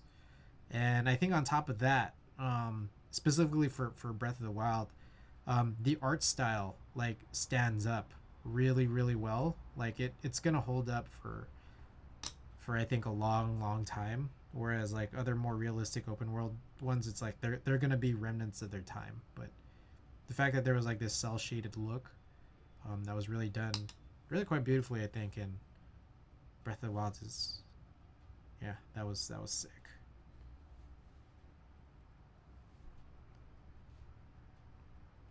I thought the graphics in the arcades were fine. They weren't stellar, but I wasn't bothered. Yeah, same. I think the problem was just that, like, for example, trees just didn't render as well in Arceus by any stretch, versus Zelda. And then like you'd see like crazy frame drops on distant like flying Pokemon, or when you were flying like Pokemon in the distance. But I don't know, like it's just like yeah, it looks a little silly, but I don't think it detracted from the game for me. Maybe I don't know. Like yeah, I guess it would have been nicer if that issue weren't there, but it's like not a big deal. So yeah, I can't wait till Breath of the Wild 2 comes out. I can't wait to see what they might try to do, like to follow up Arceus however many years from now, with like some other kind of, like, I don't know if it would be the same type of storyline like that versus, maybe just like some other new kind of game that would just be like really fresh. I don't hate the mainline rehash generations. It's just that like it's a little bit hard to stick through them.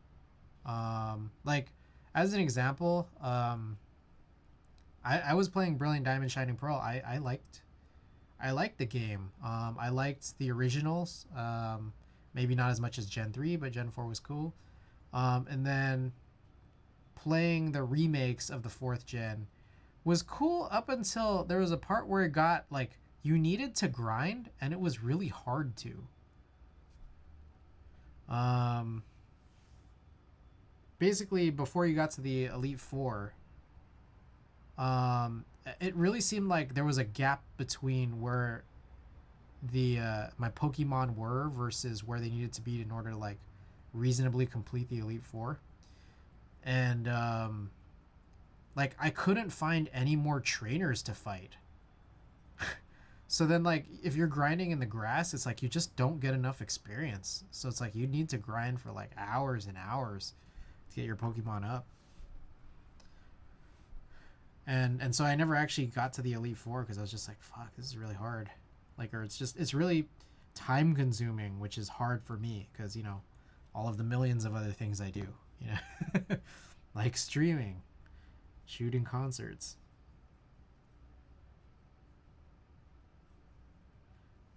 Is Breath of the Wild 2 going to be a continuation? Has the Zelda franchise ever done a second game in the same time period? What I think might be a comparison is like, I don't know. I honestly don't really know / remember / know. But a comparison I can think of is I don't know how interrelated Ocarina of Time and Majora's Mask were story wise, but I believe they did have some notion of like a kid Link or like a young Link, and on top of that like game engine wise, they use the same game engine. So I imagine that like for Breath of the Wild and Breath of the Wild 2, is that like they're using the same engine, they're using the same art style. Um, I got to imagine that like for what the story was in Breath of the Wild 1, like yeah, there's probably so, I don't want to say continuation, but some level of continuity that is probably going to exist between the two. And I'm not sure if that's the same way that you can look at the N64 ones.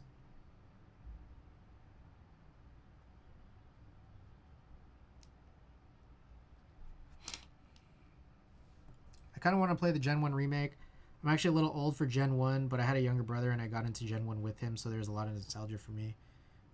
So I think there's what, like a couple of options because they've remade Gen 1 multiple times, right? There was the Game Boy Advance version, um, Fire Red and Leaf Green. And I remember playing that, and I really enjoyed that. But I don't know, you might have to emulate that at this point because trying to find those OG carts is probably not super simple. And then like, you know, getting yourself together, you have like a working Game Boy Advance setup for it might not be like the simplest thing. Um, but yeah, there's not Pokemon Go. It was Let's Go. It was called Let's Go. Pokemon Let's Go Pikachu and Pokemon Let's Go Eevee, which I think had like an integration with the mobile Pokemon Go game of some kind. There was like a it wasn't actually necessary, but there was an integration there where I think it's like playing Pokemon Go definitely like helped Let's Go. But I actually haven't played Let's Go. Yeah, Go was the phone game, and then Let's Go was the Switch game. Oh fuck! Why am I'm brushing this around? I didn't even open this yet. Was this? Did I complete this one already? Oh no, I didn't. Okay.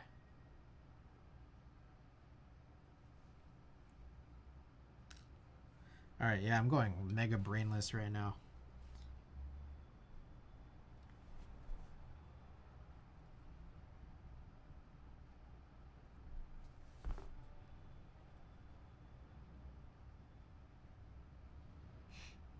I'm thinking of a possible option for tomorrow's stream, or for tomorrow, which is what if I end stream early tonight? Not early, but like I won't take this to the end. But then I stream tomorrow early-ish, and then I end stream as soon as I get the Switch so that I could unbox it on the stream.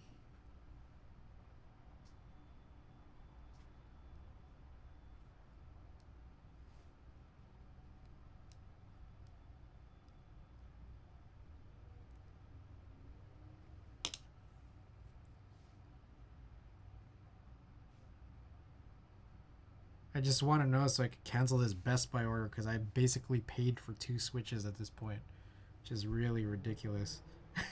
I'd like to cancel it sooner rather than later if possible.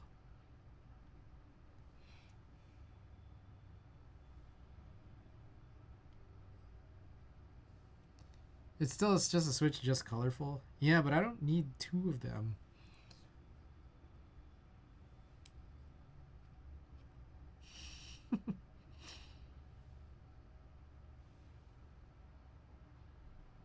Alright, I'm going nuts. I can't really tell if this is like lubed well or not.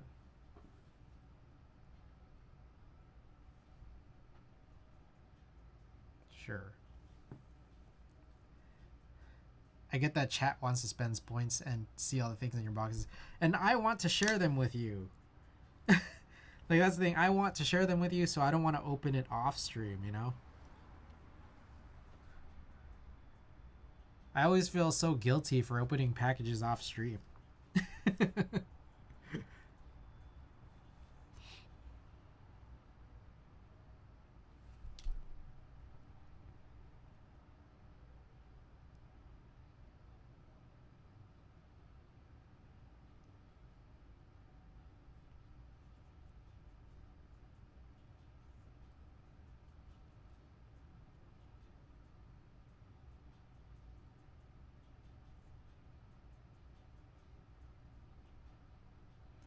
Just rebox it before. That's.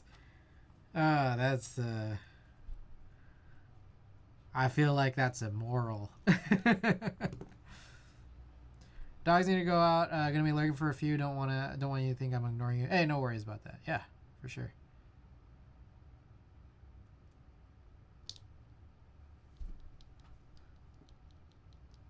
This is really pingy. This might need to be redone.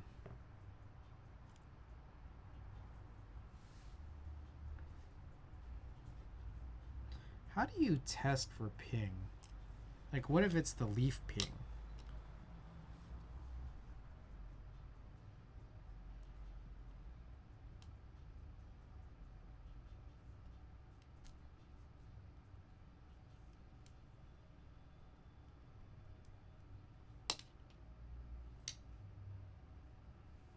Alright, we're gonna try this again, and then if it's still pingy, then I guess we throw this off to the side.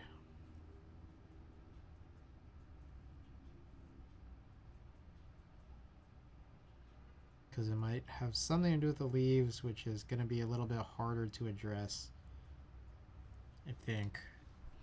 I guess one thing I could also do is I'll lube the top of the leaf rather than the contact point of the leaf.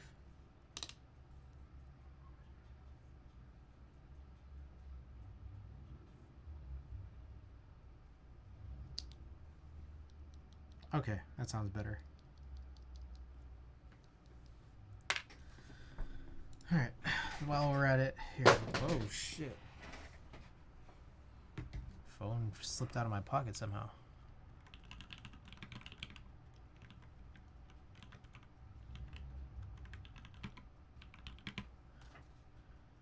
Okay, updating the stream title. Let's also update the build command.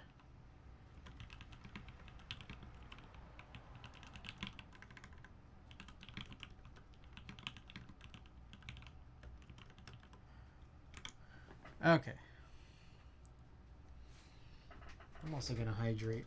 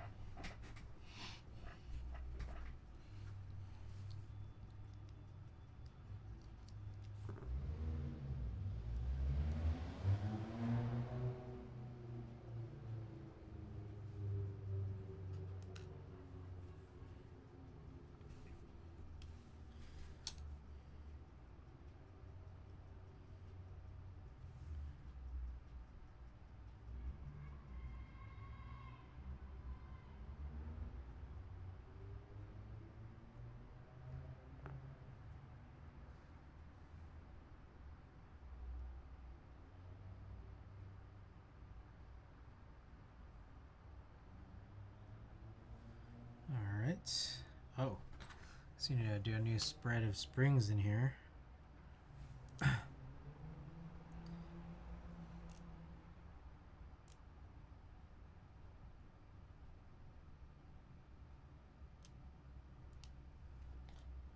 I think tonight I will maybe consider ending around 1:30 or 2.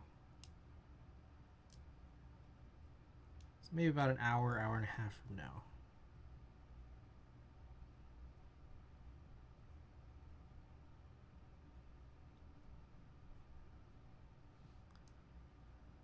And then I will be totally 100% honest. I think I will spend a couple minutes trying to re-record this Hello M0110 typing test.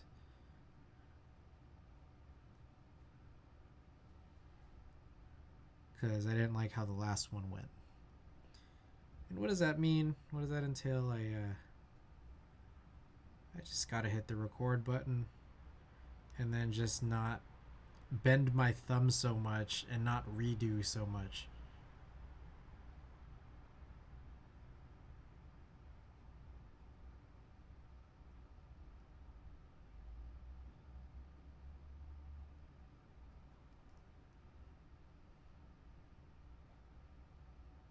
Oh fuck.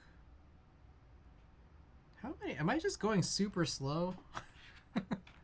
Hold on. So I've only done 21 switches, and I think I last checked and I was at like 18. So I've only done 3 switches in the last, like, I don't know how long it's been, like 15 minutes. Maybe I am just super slow. I think after a little while you just start to lose it.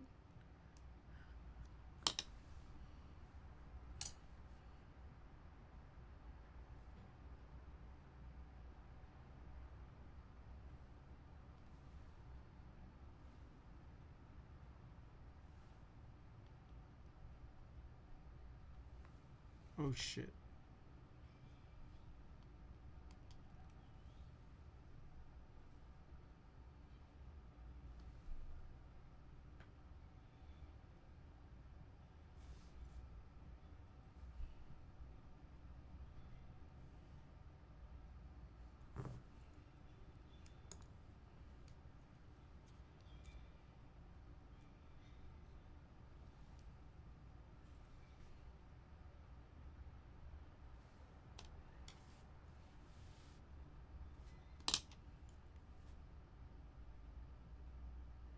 I think at some point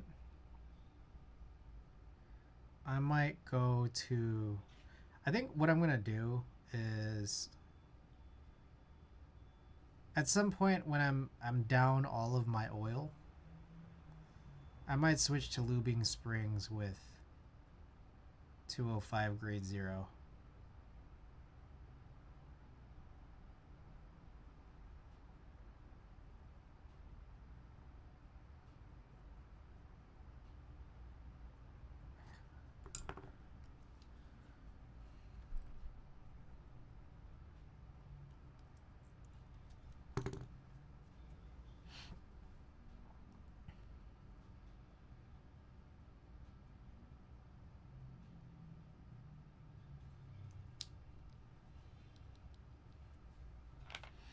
I'm going to shoot a little more here.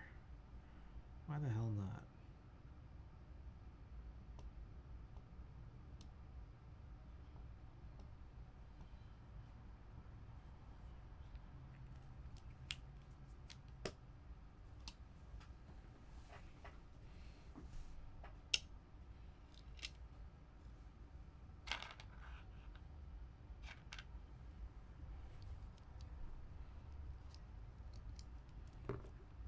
I also realize it's not going to be hard to tell if I finish a switch and then actually accidentally throw it back into the pile here, because the springs are a different color and length, and yeah, it's not going to be bad.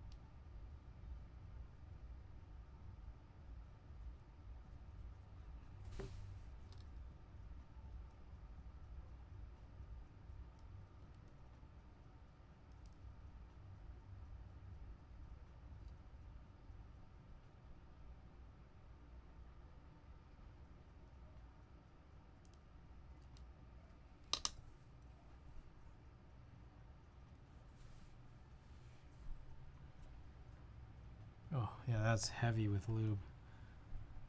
I think I'm gonna go like heavy and just way more lube like that.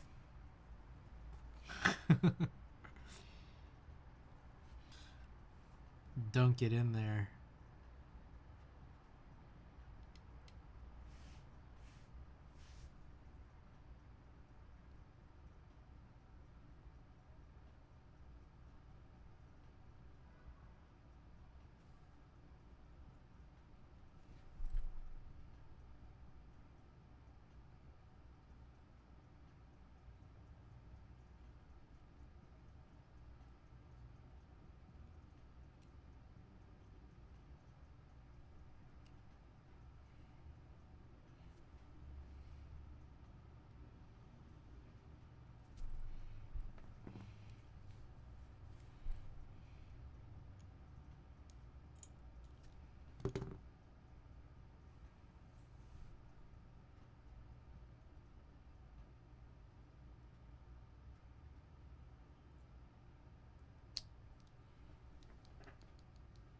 right?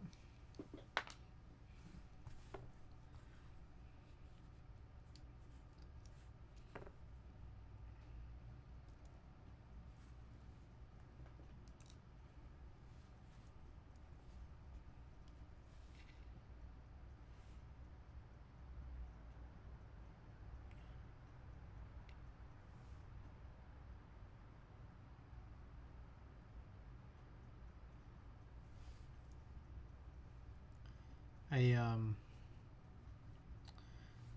sometimes cut these plates. You know, I'm actually interested in possibly seeing what happens here with the usage of these. Now, okay, so here's what's on my mind.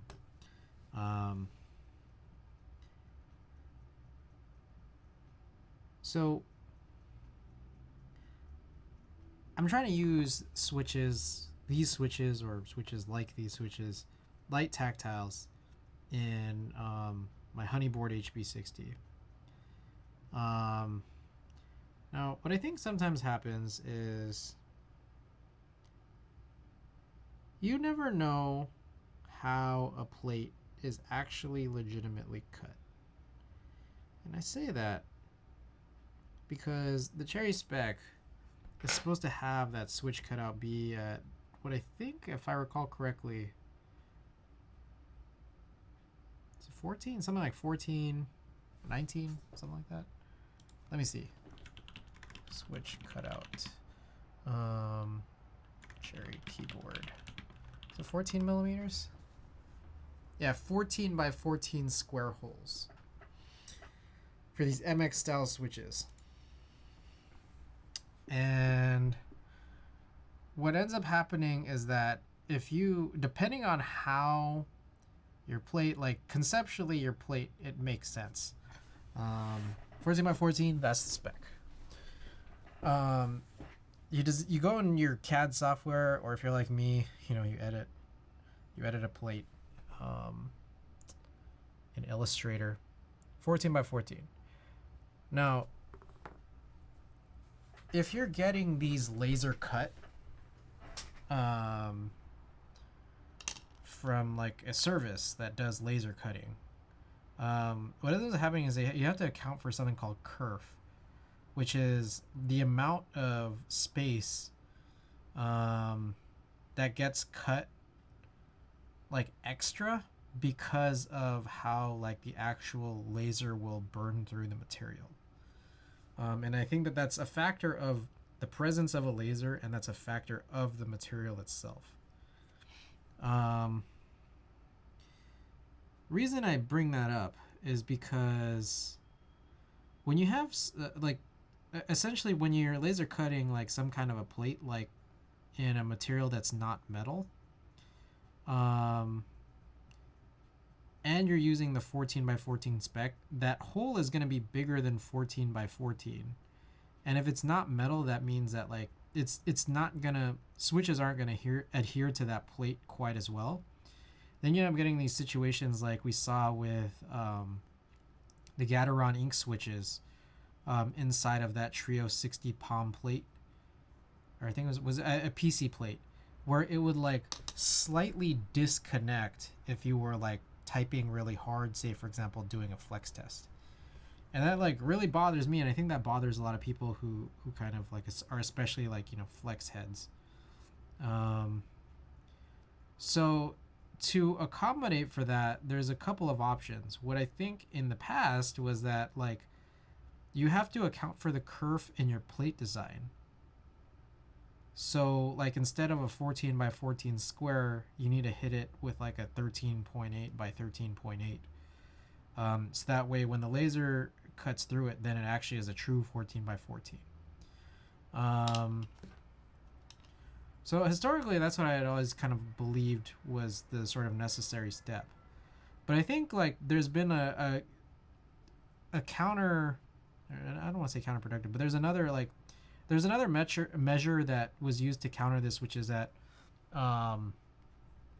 switch manufacturers then started making the switches, like the switch housings themselves, bigger, so that it would be tight enough in some of these like, you know, like what were considered looser plates in some capacity.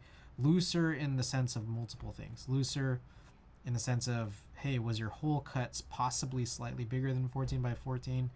And there's just like an issue with tolerance, but softer also in a second sense of like, okay, does the material matter whether or not that first thing happened?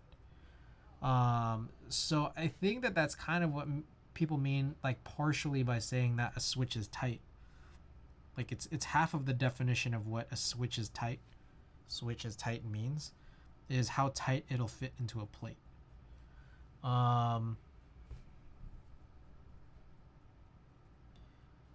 Okay. There's a second. Just side note. There's a second definition, which is that like when the assembly of the switch is closed, does it wobble around a lot? And I think that that's not so much affected necessarily by the plate itself, but by the actual parts inside the switch, like the internals of the housing, as well as the actual stem and the spring that sits inside of it, and the leaf construction as well. Anyways, that was a quick side note. So anyways, what I think is that like Cherry has this spec. Sinvac, welcome back. I just been going off here talking about the situation here with these switches and what's going to happen with the build that these go in. So Cherry, I think technically makes, you know, they have their standard for what MX looks like, which is this 14 by 14 perimeter of a cutout that needs to be locked into. I think that they're like, what ended up happening was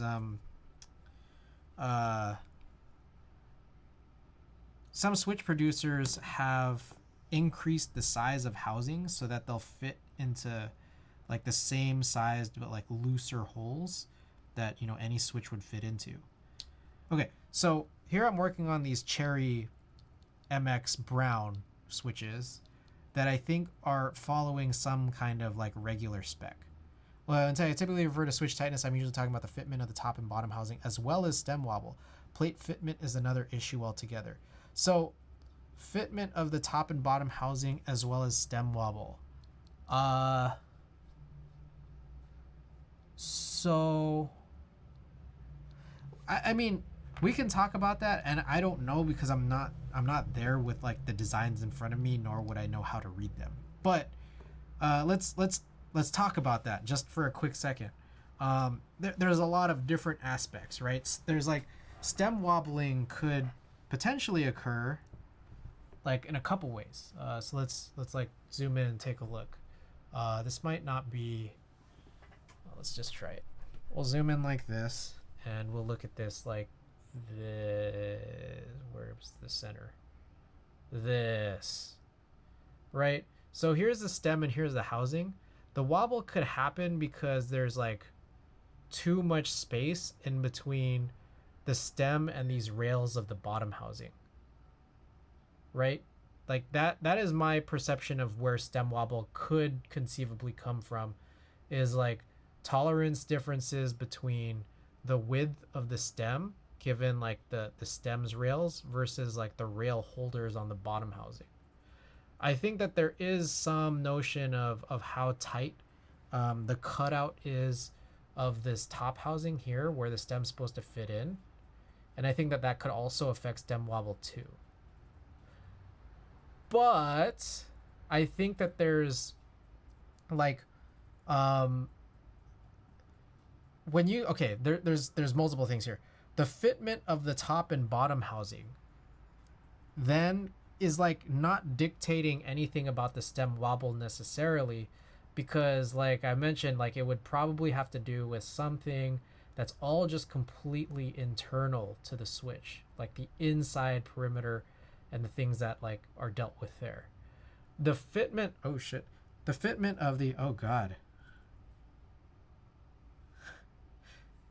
the film fell right into the lube. Okay. The fitment of the top and bottom housing together then would not be dictated by anything that was like that happens on the internal perimeter, right?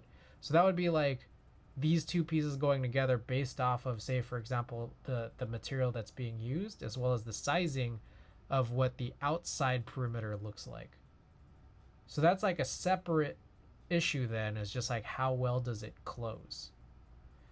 Then third of all, there's like the tightness of it and how it fits into a plate. Like you're calling it plate fitment.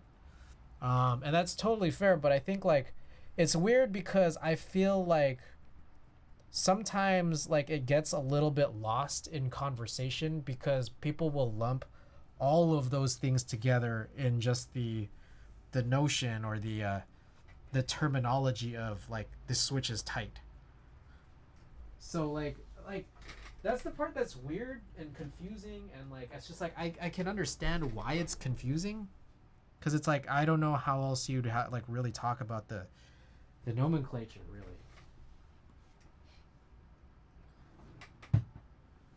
Housing tolerance is completely separate from stem tolerance. Okay, okay, so that's fair. It's like then you'd have to talk about like I don't know if people really make the distinction. Yeah, true, tight switch is very non-descriptive. Yeah, like when it just comes up in like a, you know, an online discussion, like a, you know, a quick pass at a YouTube video. Sherilyn, Sherilyn, thank you for the follow 5 minutes ago. I have my volume really low right now, so I apologize that I didn't hear that sooner. But welcome to the stream. Yeah, like sometimes they just say the words "it's tight," and like it's not descriptive of any of those things like housing tolerance, stem tolerance, like stem tightness or housing tightness, or like the plate tightness. Anyways, with that said, when talking about like that plate tightness, there's a few things that I was kind of mentioning, which was that sorry, where was I? There's a few things to mention, which is that like the early measures of this was that when there were only just like Cherry switches, like MX switches were produced by Cherry, people would just adjust the plates. But I don't think that every single keyboard designer nor every single keyboard enthusiast is like totally 100% aware that like, and I mean it's fair. Maybe they are, you know, maybe there is an awareness for it, but like since Cherry, I guess, like lost the ability to exclusively make the MX style switch, I guess, you know, when the patent expired or whatever, or when people decided to just start producing similar style switches with different materials, they were also kind of adjusting then the actual switch like design to possibly be a little bit bigger to accommodate for like just how they would fit into plates in different keyboards, and how plates now can be, or like people came up with the bright idea to like start making plates have or at least be made from different materials. All is to say, the point that I still haven't made by now is the fact that like I'm tuning these Cherry switches, and they're supposed to be among like the looser kind, just because like a lot of modern, you know these boutique switches here are like there's this notion that tighter is better.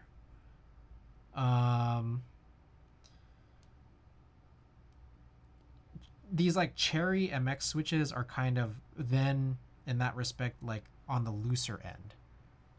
Oh my goodness. Zestron with a big ol' raid! That party of 42 Fazkeebs, welcome for the first time. Forehead. Zestron, guys, welcome for the first time. Cap T. Switch Caps, welcome. Alnomic, welcome back. Oh my goodness, guys. Zestron, thank you for the follow. Poop Poo. What great name. Thank you for the follow. SMF ZPY BD938 VH9. Oh, that's a similar name as earlier. I feel like these are possibly not necessarily real real human beings following you. Fazkeebs, thank you for the follow. Poop Poo. Sumi just said no. What did Sumi say no to? Asa. Nuts.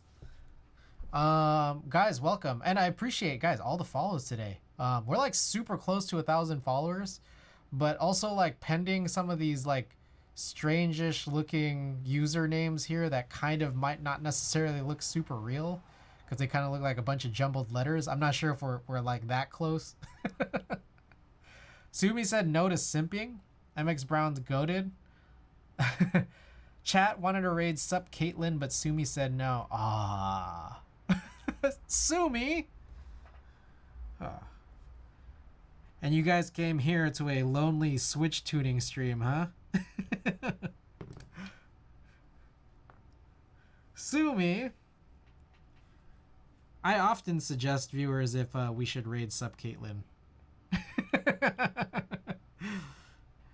It usually never happens. I don't think people really want to. I don't know, though. But guys, thank you and welcome. Zestran, what were you up to tonight? I saw that you were streaming. I think I saw that like there was a big trail of raids that happened in another browser tab. Thanks for saying no, Sumiko. We appreciate you. Hey, yeah, Sumiko, welcome back, by the way, and everybody, welcome from the stream. Juiciest Christ. That's an awesome name. Categories: makers and crafting make to bragging new keyboard. What? Matrix 2.0 ADD Xmas edition with Hyperglide blacks. I see. Right on. How'd you like it? Is it good? The 2.0 ADD is the that's the TKL, right? We've been kind of brainlessly working on Switch tuning here, so it's like I'm not sure what steps I've missed, but like I've only done like 25 switches in about 2.5 hours. Maybe more than 2.5 hours. I've been going super slow. Oh shit, I also was using the wrong brush. Whatever. Yeah, but it's TKL. Matrix always busting. Right on. The building's done right. Matrix always sounds good. Hell yeah. I love the fact that they had Topre variants for some of their boards, and I think that I think it's very, very interesting to me that they were able to kind of tackle that, like in tandem with Deskies, who's producing some stuff that works well with their boards, and they were able to tackle stabilizers. I heard that the Topre variants didn't sound too good though. I have built a Topre Falcon, and I actually have one major issue with it that I'm not sure if I can fix it. I think I can, but I gotta mess around with it. There's something a little bit weird going on with the enter key. Like the enter key sometimes sticks. And I wonder if that has to do with just a weird thing about how I've modified the actual housing for it. What's going on inside there. I also get a weird feeling that it might possibly be due to the keycap. And it's not specific to any particular keycap, but it's literally the row profile of the keycap. So it's like when I'm using like CRP, or when I'm using what is it, like GMK or Cherry profile, just something else. It's that like the keycap sticks, or like something about the enter key sticks, and I think it might be the keycap profile is my suspicion. So it's like I wonder if like using some kind of like SA or high profile will still have that issue. Anyways, I bring that all up, but I still love the fact that they did it, because like I think this hobby, I think the keyboard hobby in general, like it needs to go in a direction that moves not necessarily away from MX, but there needs to be more variety. And I think like the idea of a Topre like matrix board is like something like it feels like a big milestone. It feels like a very, very big milestone for keyboards, I think. Burrowing Owl, thank you for the follow. So yeah, I'm not necessarily gonna say that I love the Topre Falcon in a vacuum, but I love what it represented. So like that's how I look at it. They were pretty bad. Housing tolerance are too loose. App is the one Apparently, the one with the screws on the bottom case of the Falcon was incompatible with Tobre PCB and plate. Yeah, I actually reported that. I reported that to Matrix. Yeah, like you can't actually use the center screw without it like basically being totally hindered by the stabilizer wire. I might have been the first person to report that in the Matrix Discord, and I was like, I was so confused. I was like, how the hell has this? Because like I built my Tobre Falcon super late in the game, and I was like, how the hell did no one write about this like anywhere? Like, there's nobody who like made any YouTube videos about it. No one like actually posted any build logs for it. It's crazy. It's crazy.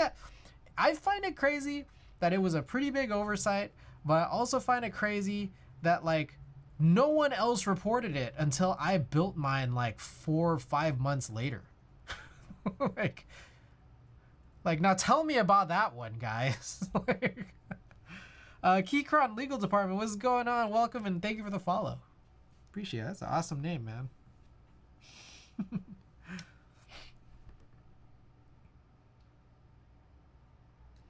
I was in the middle of, I think I first saw it in the Deskies WeChat. I see. Okay, so I'm not in the Deskies WeChat. That's for certain.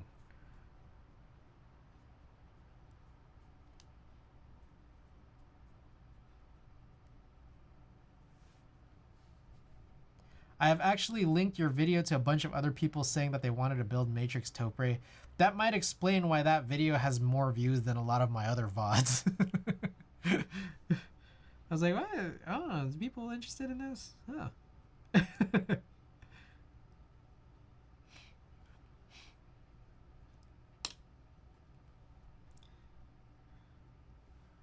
All right. Super slow crawl.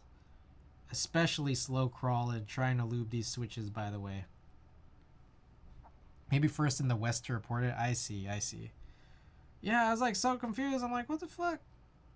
All right, is no one in America, like no one who speaks English here in America, like not report it? Like, I find that strange, or I found that really strange.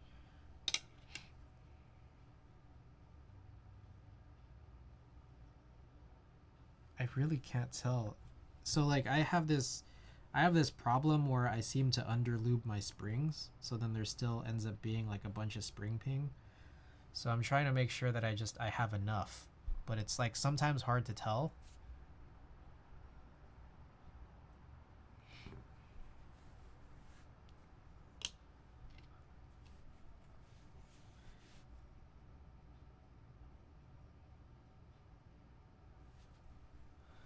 Okay, so okay, really slow crawl into completing the tuning for this set of cherry brown switches, which are the worked in ones from R&D KBD. But I've also had a really slow crawl to try and explain sort of the nuances of this switch and what I'm going to be using it in. So as I was explaining before the big fat raid from Zestrion, again, thank you guys all for the follows. I appreciate it. We're getting like really close to 1,000 followers. So once we hit that, we're gonna have like a pretty big gnarly giveaway that was donated by Allhex, which is actually a piece of audio gear, and it's gonna kick off surprise, but we're gonna have like a 1,000 follower stream event that is yet to still be fully determined. so stay tuned for that. But yes, we're really close to 1,000 followers, and again guys, thank you.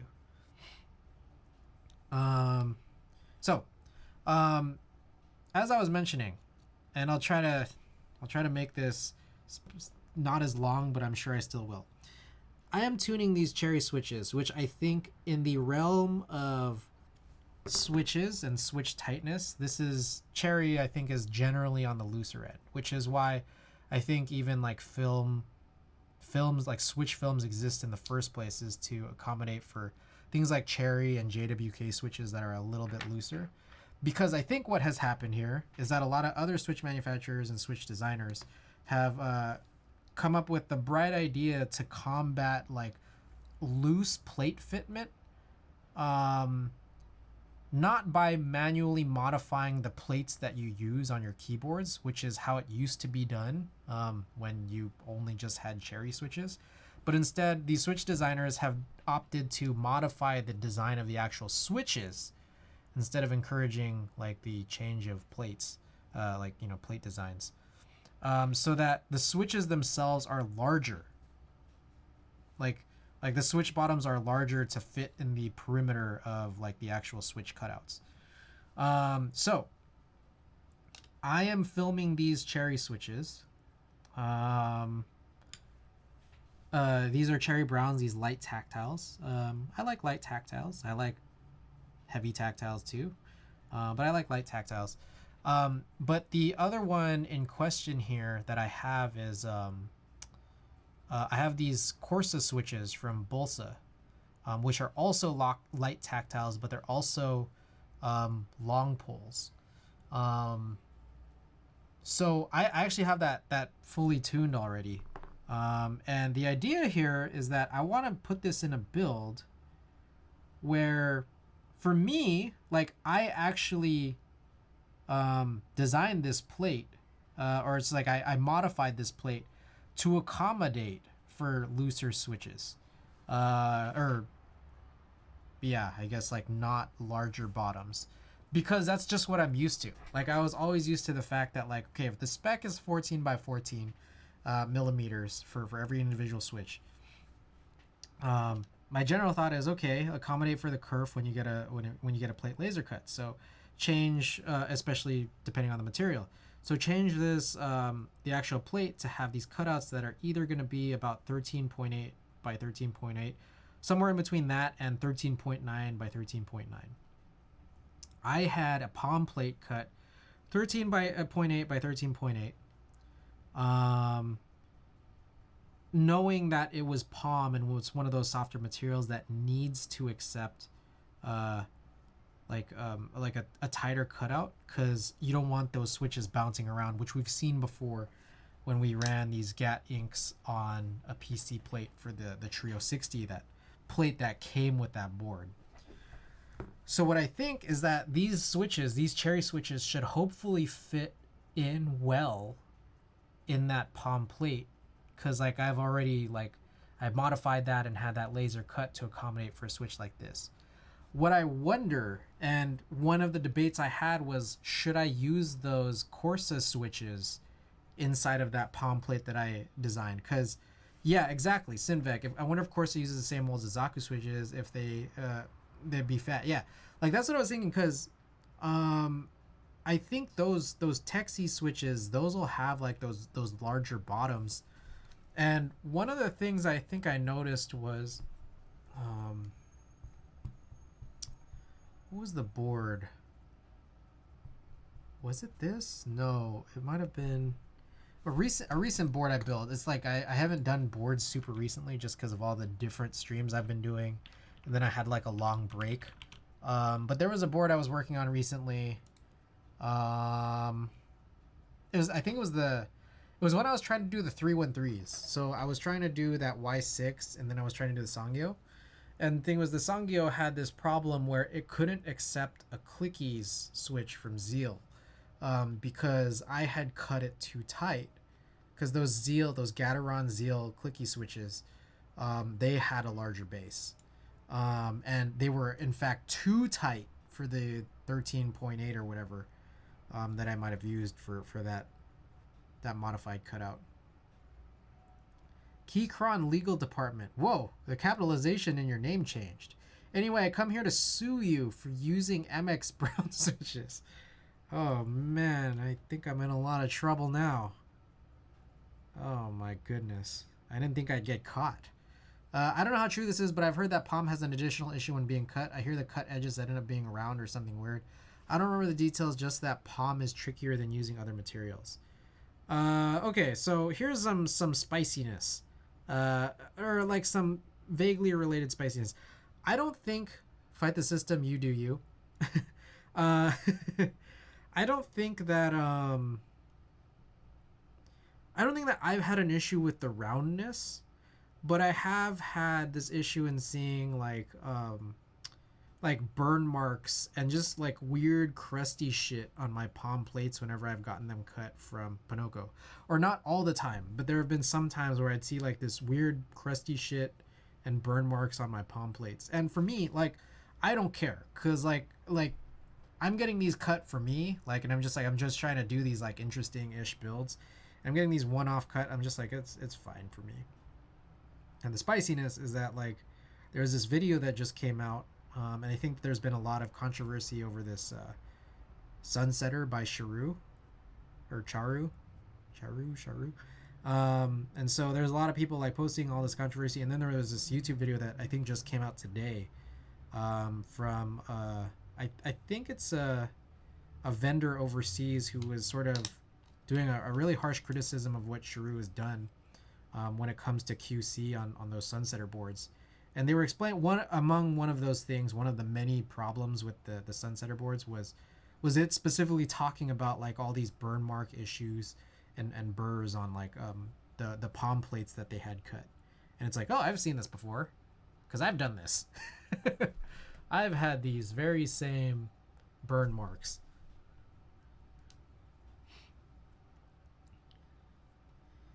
But yeah, anyways, so I was just thinking that like I don't know if those Corsa switches will fit into the palm plate that I had cut for this HB60, but hopefully these should be totally fine. And also separately, but fortunately, I don't think that the palm plate that I got cut this time around for the HB60 actually had the burn mark, so we should be in the clear there too.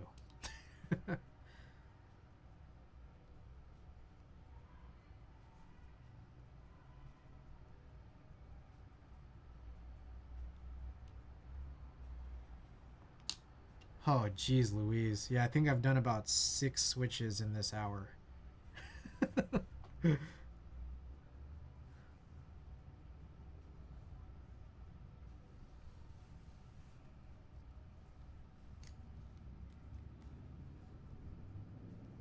Yeah, not my strongest showing here. So here's the plan. I think I'm going to go on till about 2 a.m., not 1:30. Just trying to make up for lost work. What's this playlist? I'm playing this is a YouTube channel called Smooth Sounds. They kind of do these like lo-fi like trap just mixes. I'm trying to switch between like I'm trying to switch from this point on to play this like every other stream, and then on the opposite ends of other streams I'll play like just like common hip hop instrumentals, or just like ones that I could find on Spotify specifically. I've been following the issues with the Sunsetter. I knew there were some complaints. How bad is it? I really like Charu designs. I've been seeing some stuff that looked pretty bad. I know that some people really do like Charu for sure. I've never been there. I've never met them. But I know that they're supposed to be pretty close by. But I think there were just a lot of QC issues for this Sunsetter, because I think there were both like PC and Alu variants of this board, and there was some issues where like there was bowing in the PC. There was PC that like they didn't even like align properly. There's just really bad ano issues. I think there might have possibly been some ano mismatches. If there were, I think this board was talking about ano mismatches in general, but I'm not sure if the Sunsetter specifically had that issue, because I'm not sure if the tops and bottoms were the same. Yeah, just a multitude of like ano issues that kind of had come up, and machining issues in general. Yeah. Like there would be like imperfections in the machining that was anode over that you can like kind of just like see. What else? Machining like the like parts of the weights looked really bad because it just kind of got really streaky. And the ano in general I think had some spots that were streaky. So yeah, it was just like I think a lot of people were really unhappy with it. Like there was a lot of posts that showed up like on Reddit and on Discord. And then yeah, this video came out. They talked about it a little more. So I don't know. Oh shit. I was not involved. I don't know. I don't know, Sharu. I don't know. You know, I don't know what the situation really was, but telling you guys what I saw. I don't know. I don't know how bad it really was. Because I'm not every single person who got a sunsetter.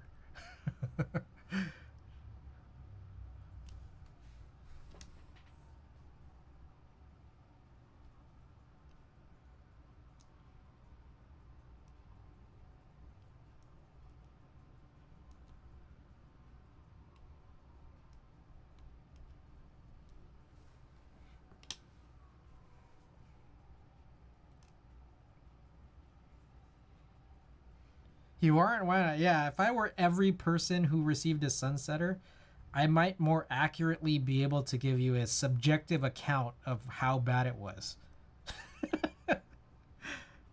What I do know is that like it was multiple units that people had shown, just different colors, different variants, that all kind of had these like issues, and there were multiple. It wasn't just like one or two.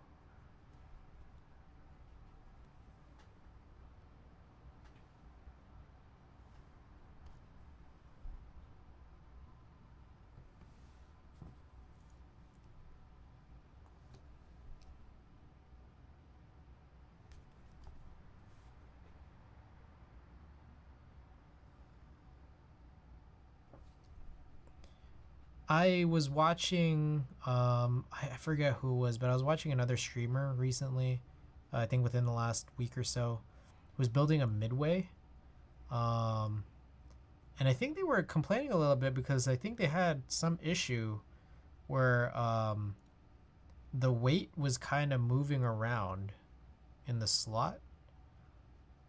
I'm not sure how common that issue was, or I'm not sure what that guy might have done, if anything. But I wonder. Like, I have a midway, like here, and I didn't notice it, but I didn't intentionally try moving it around or anything. But yeah, I am like still just like looking forward to an opportunity to get,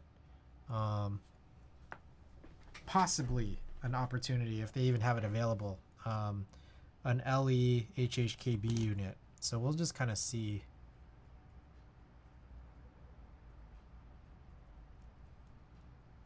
Oh, motherfucker.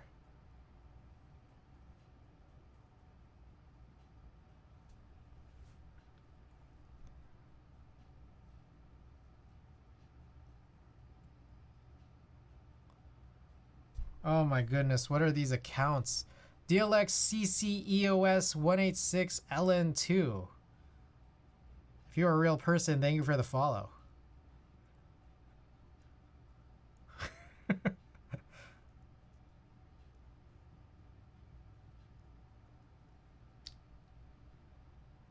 I may possibly anticipate that this is potentially a nefarious situation here of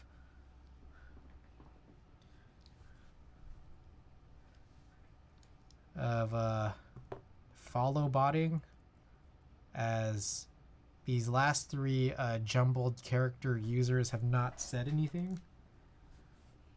But also I could potentially view it as someone here has been paying for or constructing these accounts in an attempt to get me closer to 1,000 followers, which is nice, but I don't think this is necessarily the right way to go about it. Someone out there really wants me to get to 1,000 followers, huh? I'm not mad or anything. I'm just worried that, like, you know, what'll happen is like I hit 1,000 followers and then we're like, hey, we hit 1,000 followers, and then like the next day I'm down to like 990 because these accounts get flagged or something. My name is A932 JKVJAZ. Did you know? Do you have email verification on? I don't. Is that... Should I turn that, like... does that happen retroactively? Or is just, like, only new future accounts? And also, how do you turn that on?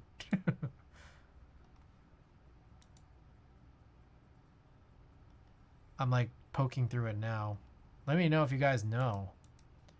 Like, I remember hearing about that being a thing.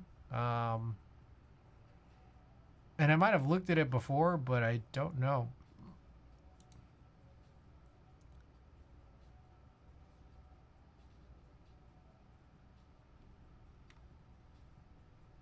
I'm looking through it right now. Oh, chat verification. So chatters, it's only for chatters, not for followers.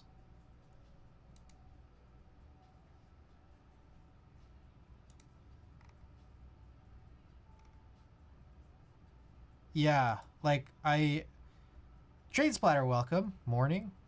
Good evening. Yeah, okay, I'm looking through it now. I see chat verification. And it says there's an email option.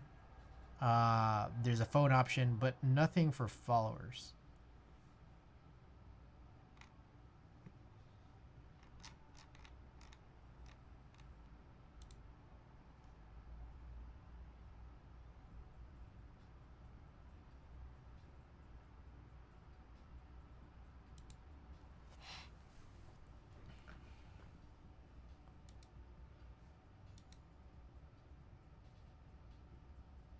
You can enable followers only chat as well.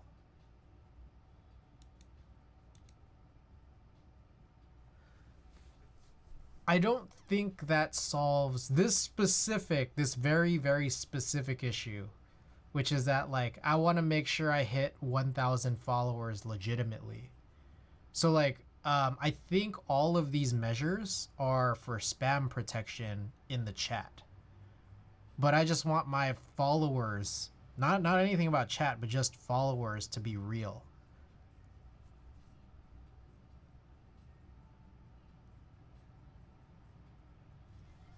I think I'm gonna go to bed now. I'm getting pretty sleepy. I will leave a lurk though. Thanks for... Hey, Sinvec, thanks so much. Appreciate it. Appreciate talking as usual. There's no bot spam protect. There's bot spam protection too somewhere. So if someone gets botted, they ban a certain account and then it'll also transfer to yours. I see. Yeah, but specifically, it's this issue of follow, like follow botting or whatever. Google for Twitch tools by commander root. Yeah, because yeah. That will let you remove known bot follow. That's... Okay. Oops. I see what you mean. How do I put this? I wish the prevention was there as a preemptive move. Maybe that's weird to say. I don't know. Like I'm trying to think about this. I'm trying to think about this, like, from all angles. If I start a Twitch channel or a Twitch account and I go on someone's channel, like imagine me as just some random person. If I open a Twitch account but I don't have like an email or a phone attached to it, and I opt to follow someone's channel, I'd be prevented from doing so. And I think that as a new Twitch user, I would find that bizarre. But for me, as a streamer who's been streaming for some time, I want my followers to be real so that, like, I don't prematurely celebrate followers, like follower milestones.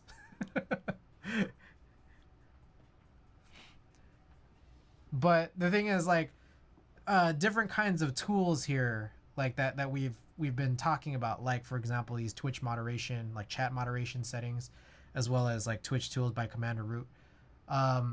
These don't necessarily solve this specific problem, which again is a weird problem. Wait. It does. Wait. How someone else bought production? It does. You do nothing.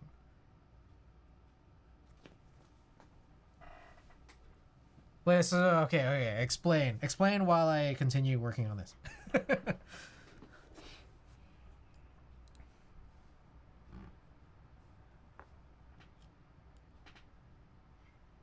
Let me try it. It auto bans for you. Wait, so it auto bans.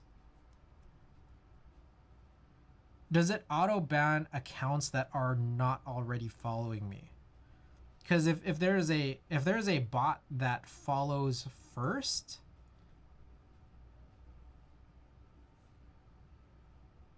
it auto. Okay, so essentially it's just a giant.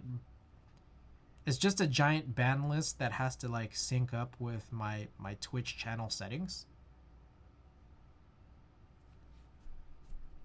Because I have Seribot. Then earlier today, I don't know if this is new, but Seribot seems to have added some kind of like auto ban for chatters. But to that point, I think Seribot allows them to be present. And I guess to this point, Seribot is also allowing them to follow me, because I don't think they're banned or anything.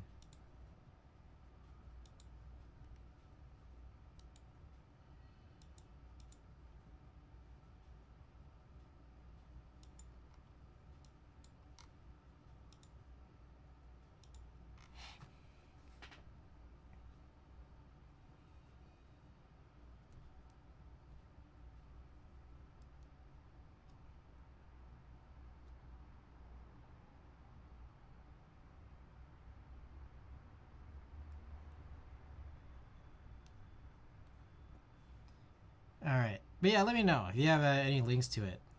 I'd be interested in. I'll be curious about it. Okay, suspicious user controls. All right, let's take a look at this.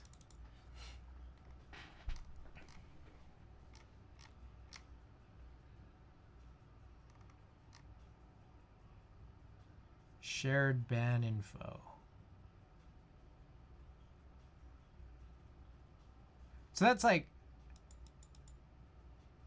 So basically, that's a request that I'd have to send to another channel. So it's like, am I supposed to just like send this request to like I don't know, some well-known bot that has like a big ban list? Is that like the suggestion? Like, is there some well-known, maybe, I don't know. Yeah, because like I can get it, like if I wanted to go like get, I don't know, Tim Keelis's ban info, then I'm sure that this would be like helpful.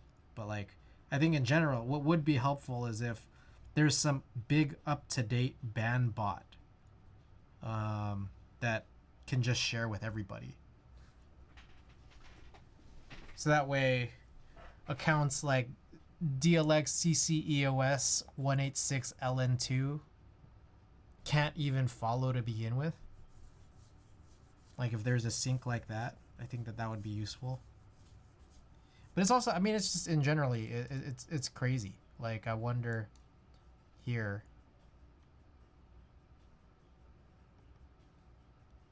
Like this account was created 20 minutes ago.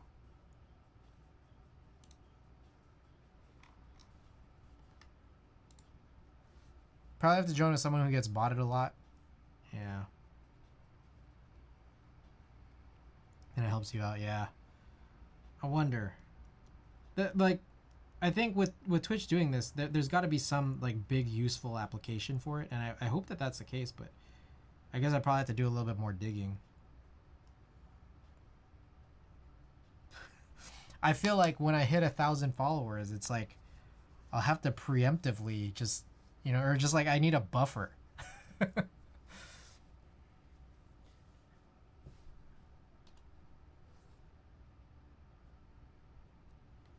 And a buffer's like, oh, I'm not actually at 1,000 followers yet, I don't think. Unless, I don't know, I mean, I guess I could celebrate the first time the number gets to 1,000, even if it's not real.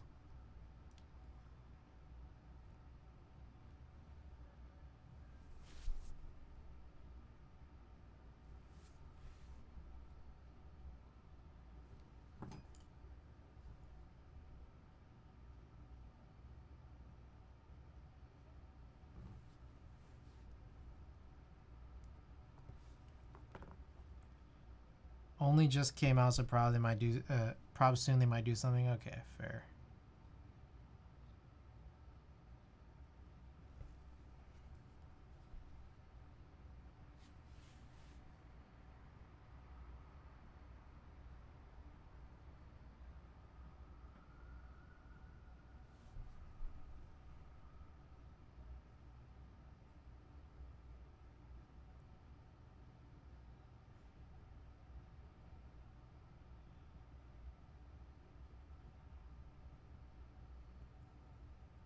How? Okay, here's my other question is how, okay, hold on.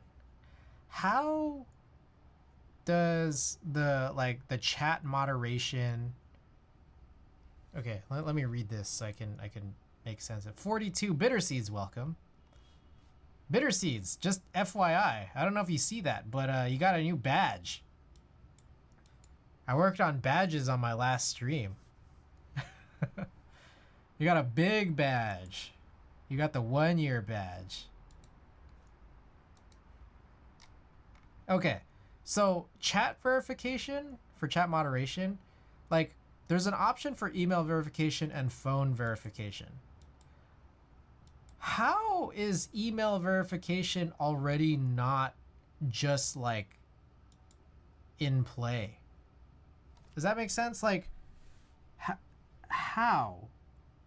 how do you sign up for a Twitch account and then be able to chat without verifying your email?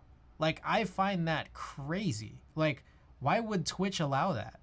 I mean, I guess it's that they want users on their site ASAP. And maybe that's like part of it is like, okay, they need to like,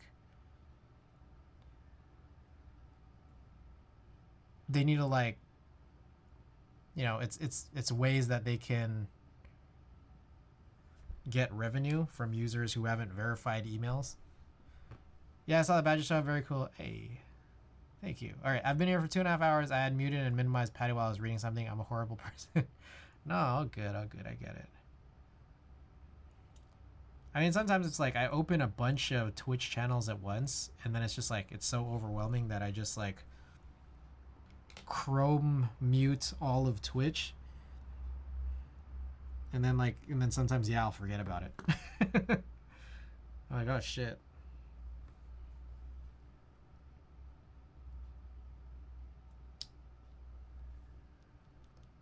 But yeah, guys, for anyone just tuning in, or if anyone who might not have tuned in for a while, last couple of streams have been dedicated to producing emotes and badges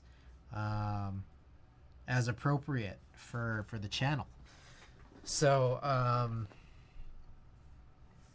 yeah, I've been meaning to put forward a way to reward viewers more appropriately as per, I guess, how viewers normally get rewarded on literally every other stream by way of emotes and badges. So if you're interested in the 10 best emotes on Twitch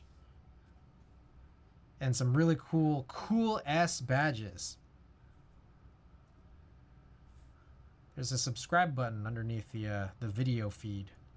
And word on the street is that if you have an Amazon Prime account, you could link it to your Twitch, and then be able to subscribe to this channel free of cost by using your Twitch Prime sub option that should appear. What am I doing here?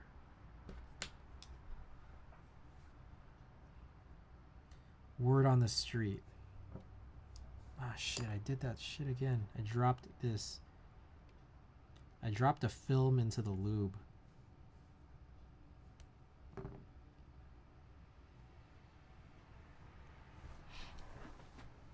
All right. But by the way, guys, one of the emotes that I think, a couple of the emotes that have been getting very, very strong reception is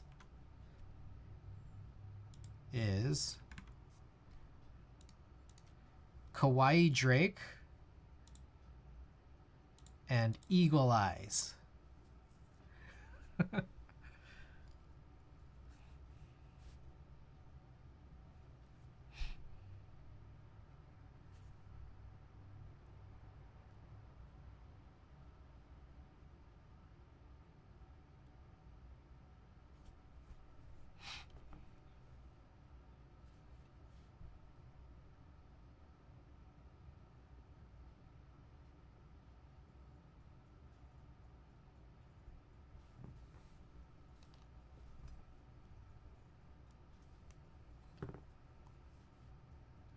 Alright, I'm not gonna lie. I have 3 more springs left in this palette, and I swear the 3 switches here that I guess I would prove this is probably gonna take me all the way to 2 a.m.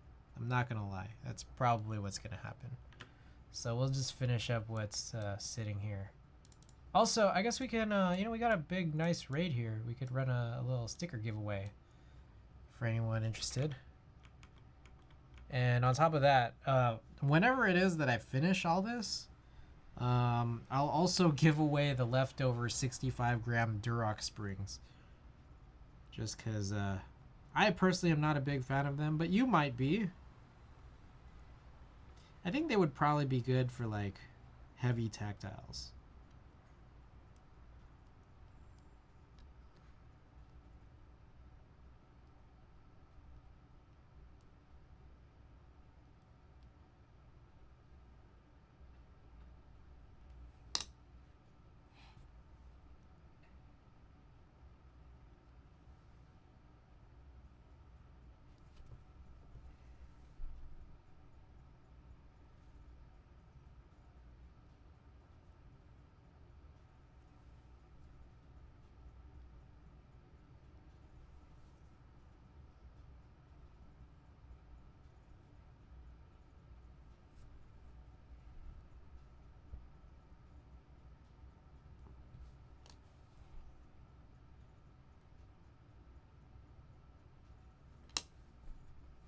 Okay.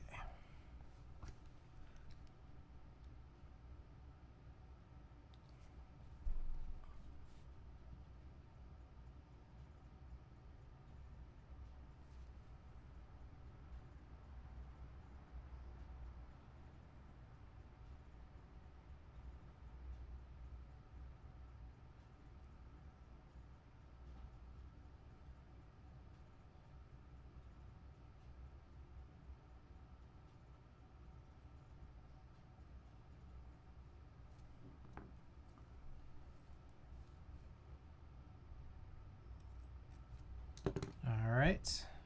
2 more to go after I close this up.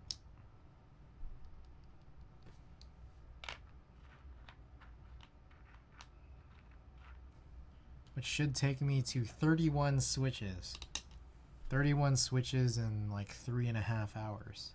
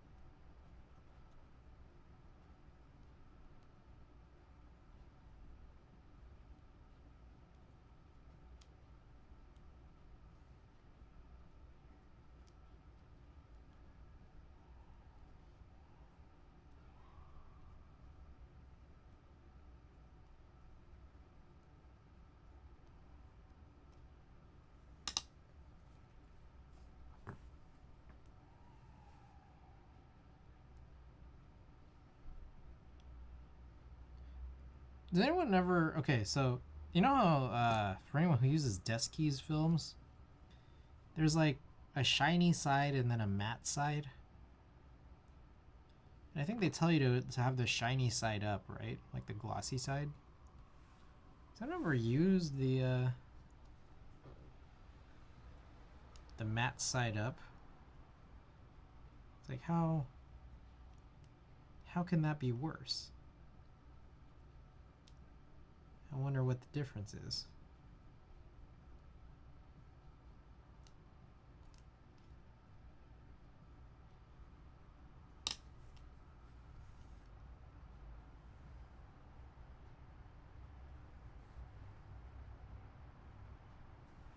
Alright, I don't trust that there's enough lubricant on this one. I'll do a couple of more drops.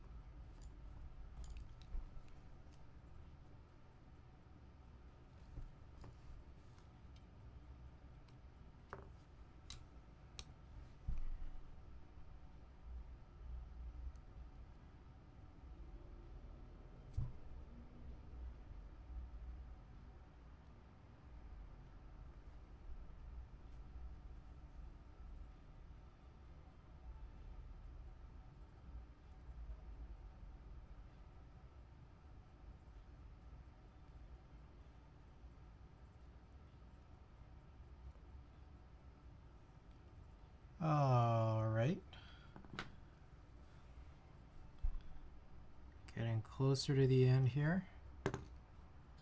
Speeding up too. Slight bit. All right, that puts us halfway. And if we do one more, we'll be over halfway.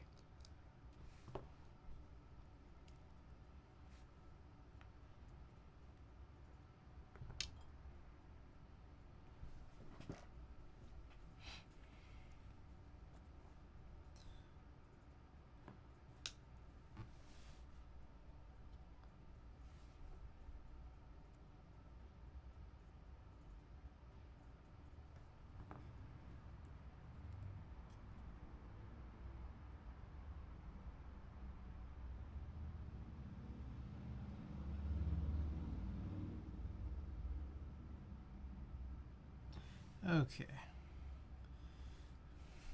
Let's get this.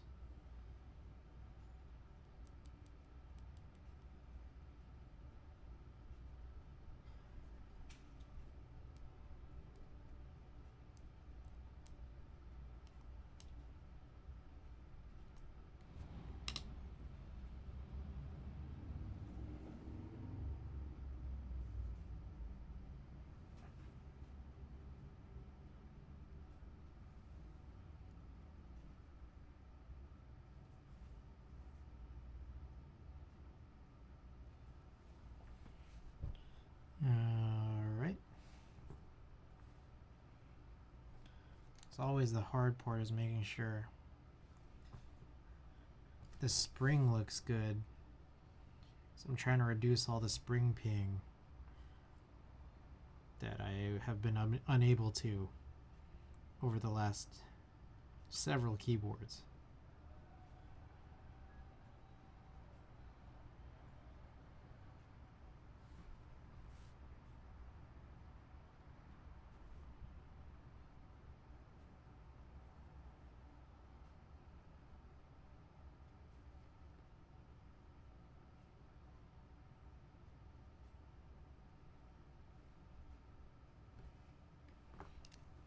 Alrighty.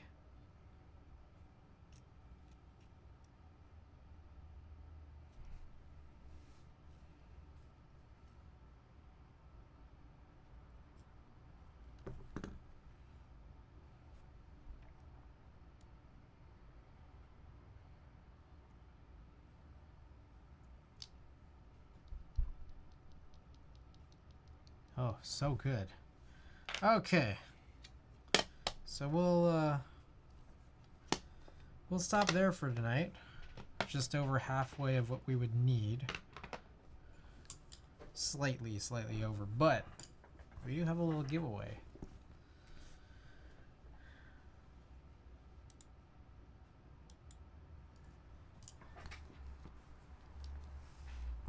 Let me tidy up a bit. These are the ones that are done.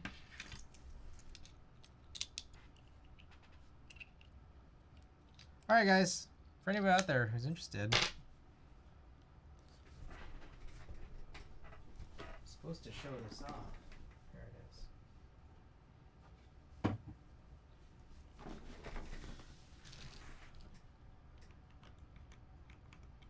All right, guys.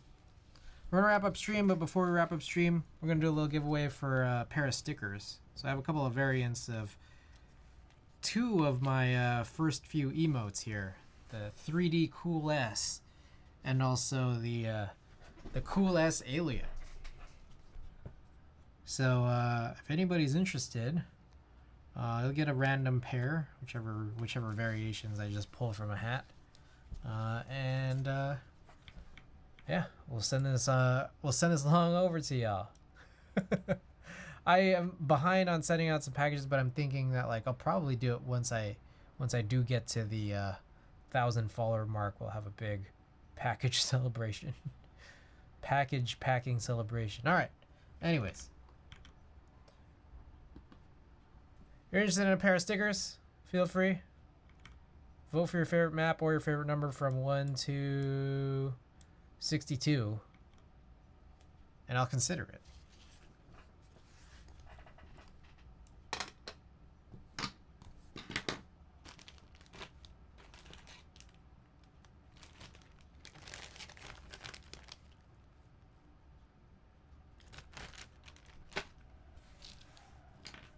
I will presumably continue lubing these switches either tomorrow or Monday. I want to venture to say more likely on Monday than tomorrow. But what I'll do is, if it's not tomorrow, I will silently update the Discord. I won't tag anybody, but I'll just throw in a silent announcement in the announcements channel saying, oh, I'm going to do it on Monday instead. But either way, it'll either be tomorrow afternoonish, maybe early afternoonish, or Monday evening. All right. Looks like no one's voted, but let's just hit a random. And meanwhile, all right, Marbles Race is up, guys. If you guys wanted a giveaway, there's a Marbles Race giveaway. Countdown starting in 3 minutes. Let's see. First place finisher gets a pair of stickers, and the last place finisher gets to choose the raid target. And I will, in the meantime, look up some hints on who we could possibly raid. So let's see.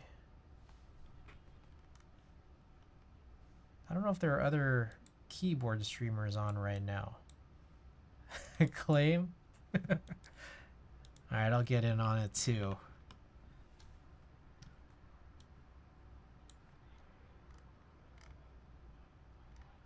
I thank you guys so much for being here on a Saturday night, watching me tune some switches, chat keyboards, chat all this stuff. Yeah, I don't see any keyboard streamers on.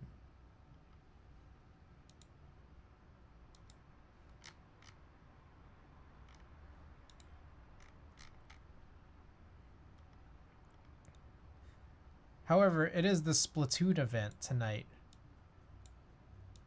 Or I guess all weekend. So, might I suggest that we look at another category if there are no keyboard streamers? Another category, say for example, one like Splatoon.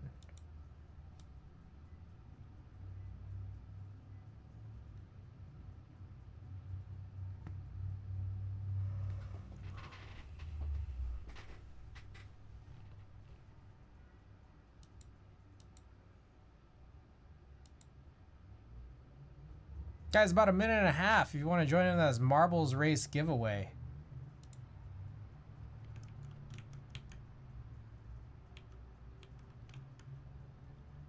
See, Lego streamer.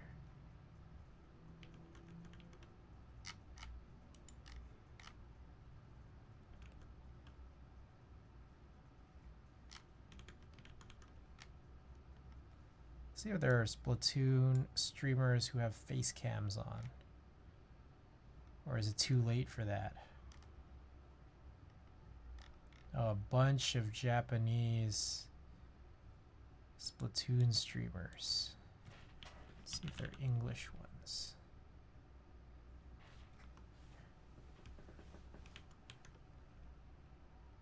"45 seconds left to join, guys." Bitter seeds, you might actually be able to easily claim, pending anybody else.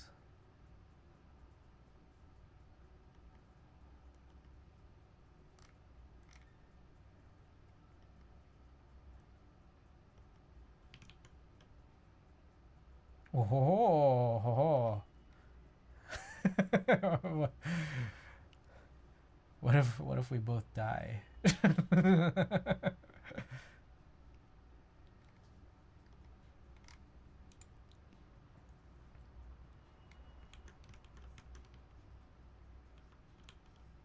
It's all good. Even if I went out and use stickers, how much we'll call it a draw. All right, here we go, guys. Here we go, everybody.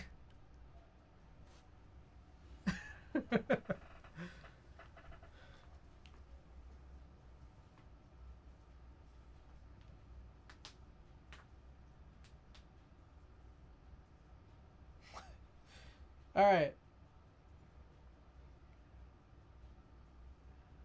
If I win, if I win,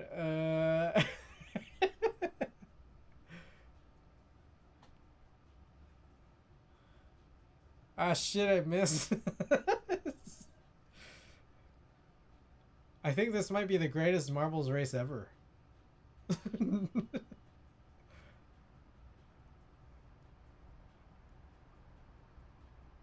It's Bitter Seeds competing against himself.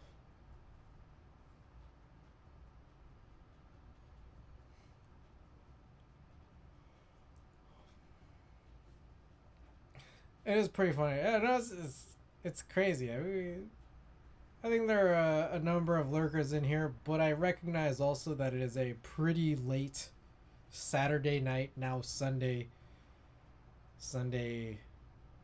morning stream, so I I get it.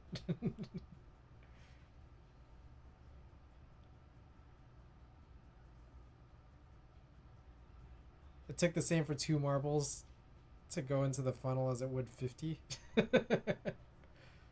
Hey, I won! Woo! Yay! Alright, Bitter Seeds, you claim?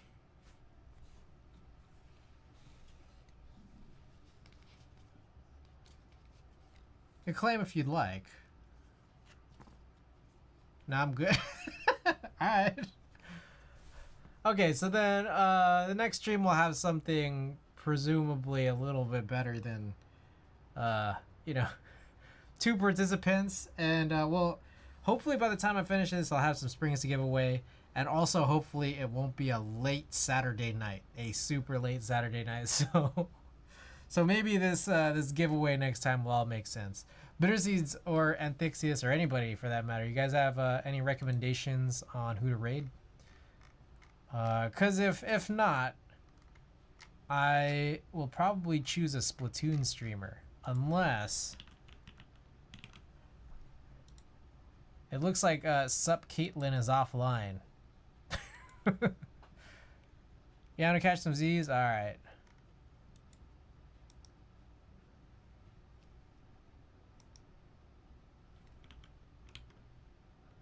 Sumiko, what's going on? Okay. Guys, if anyone has any suggestions on who to raid, let me know. I am scrolling through some Splatoon streamers right now.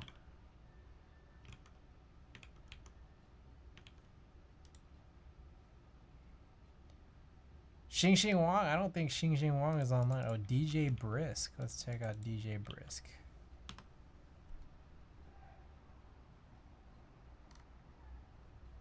Alright. I'm gonna try to get through this ad. And then close out all these Chrome tabs because I think I'm losing kind of a lot of resources here. Alright. I had to refresh, yeah. I think she was streaming quite a bit earlier. Alright, guys. Appreciate it. I'll see you guys either tomorrow or Monday. Peace, everybody.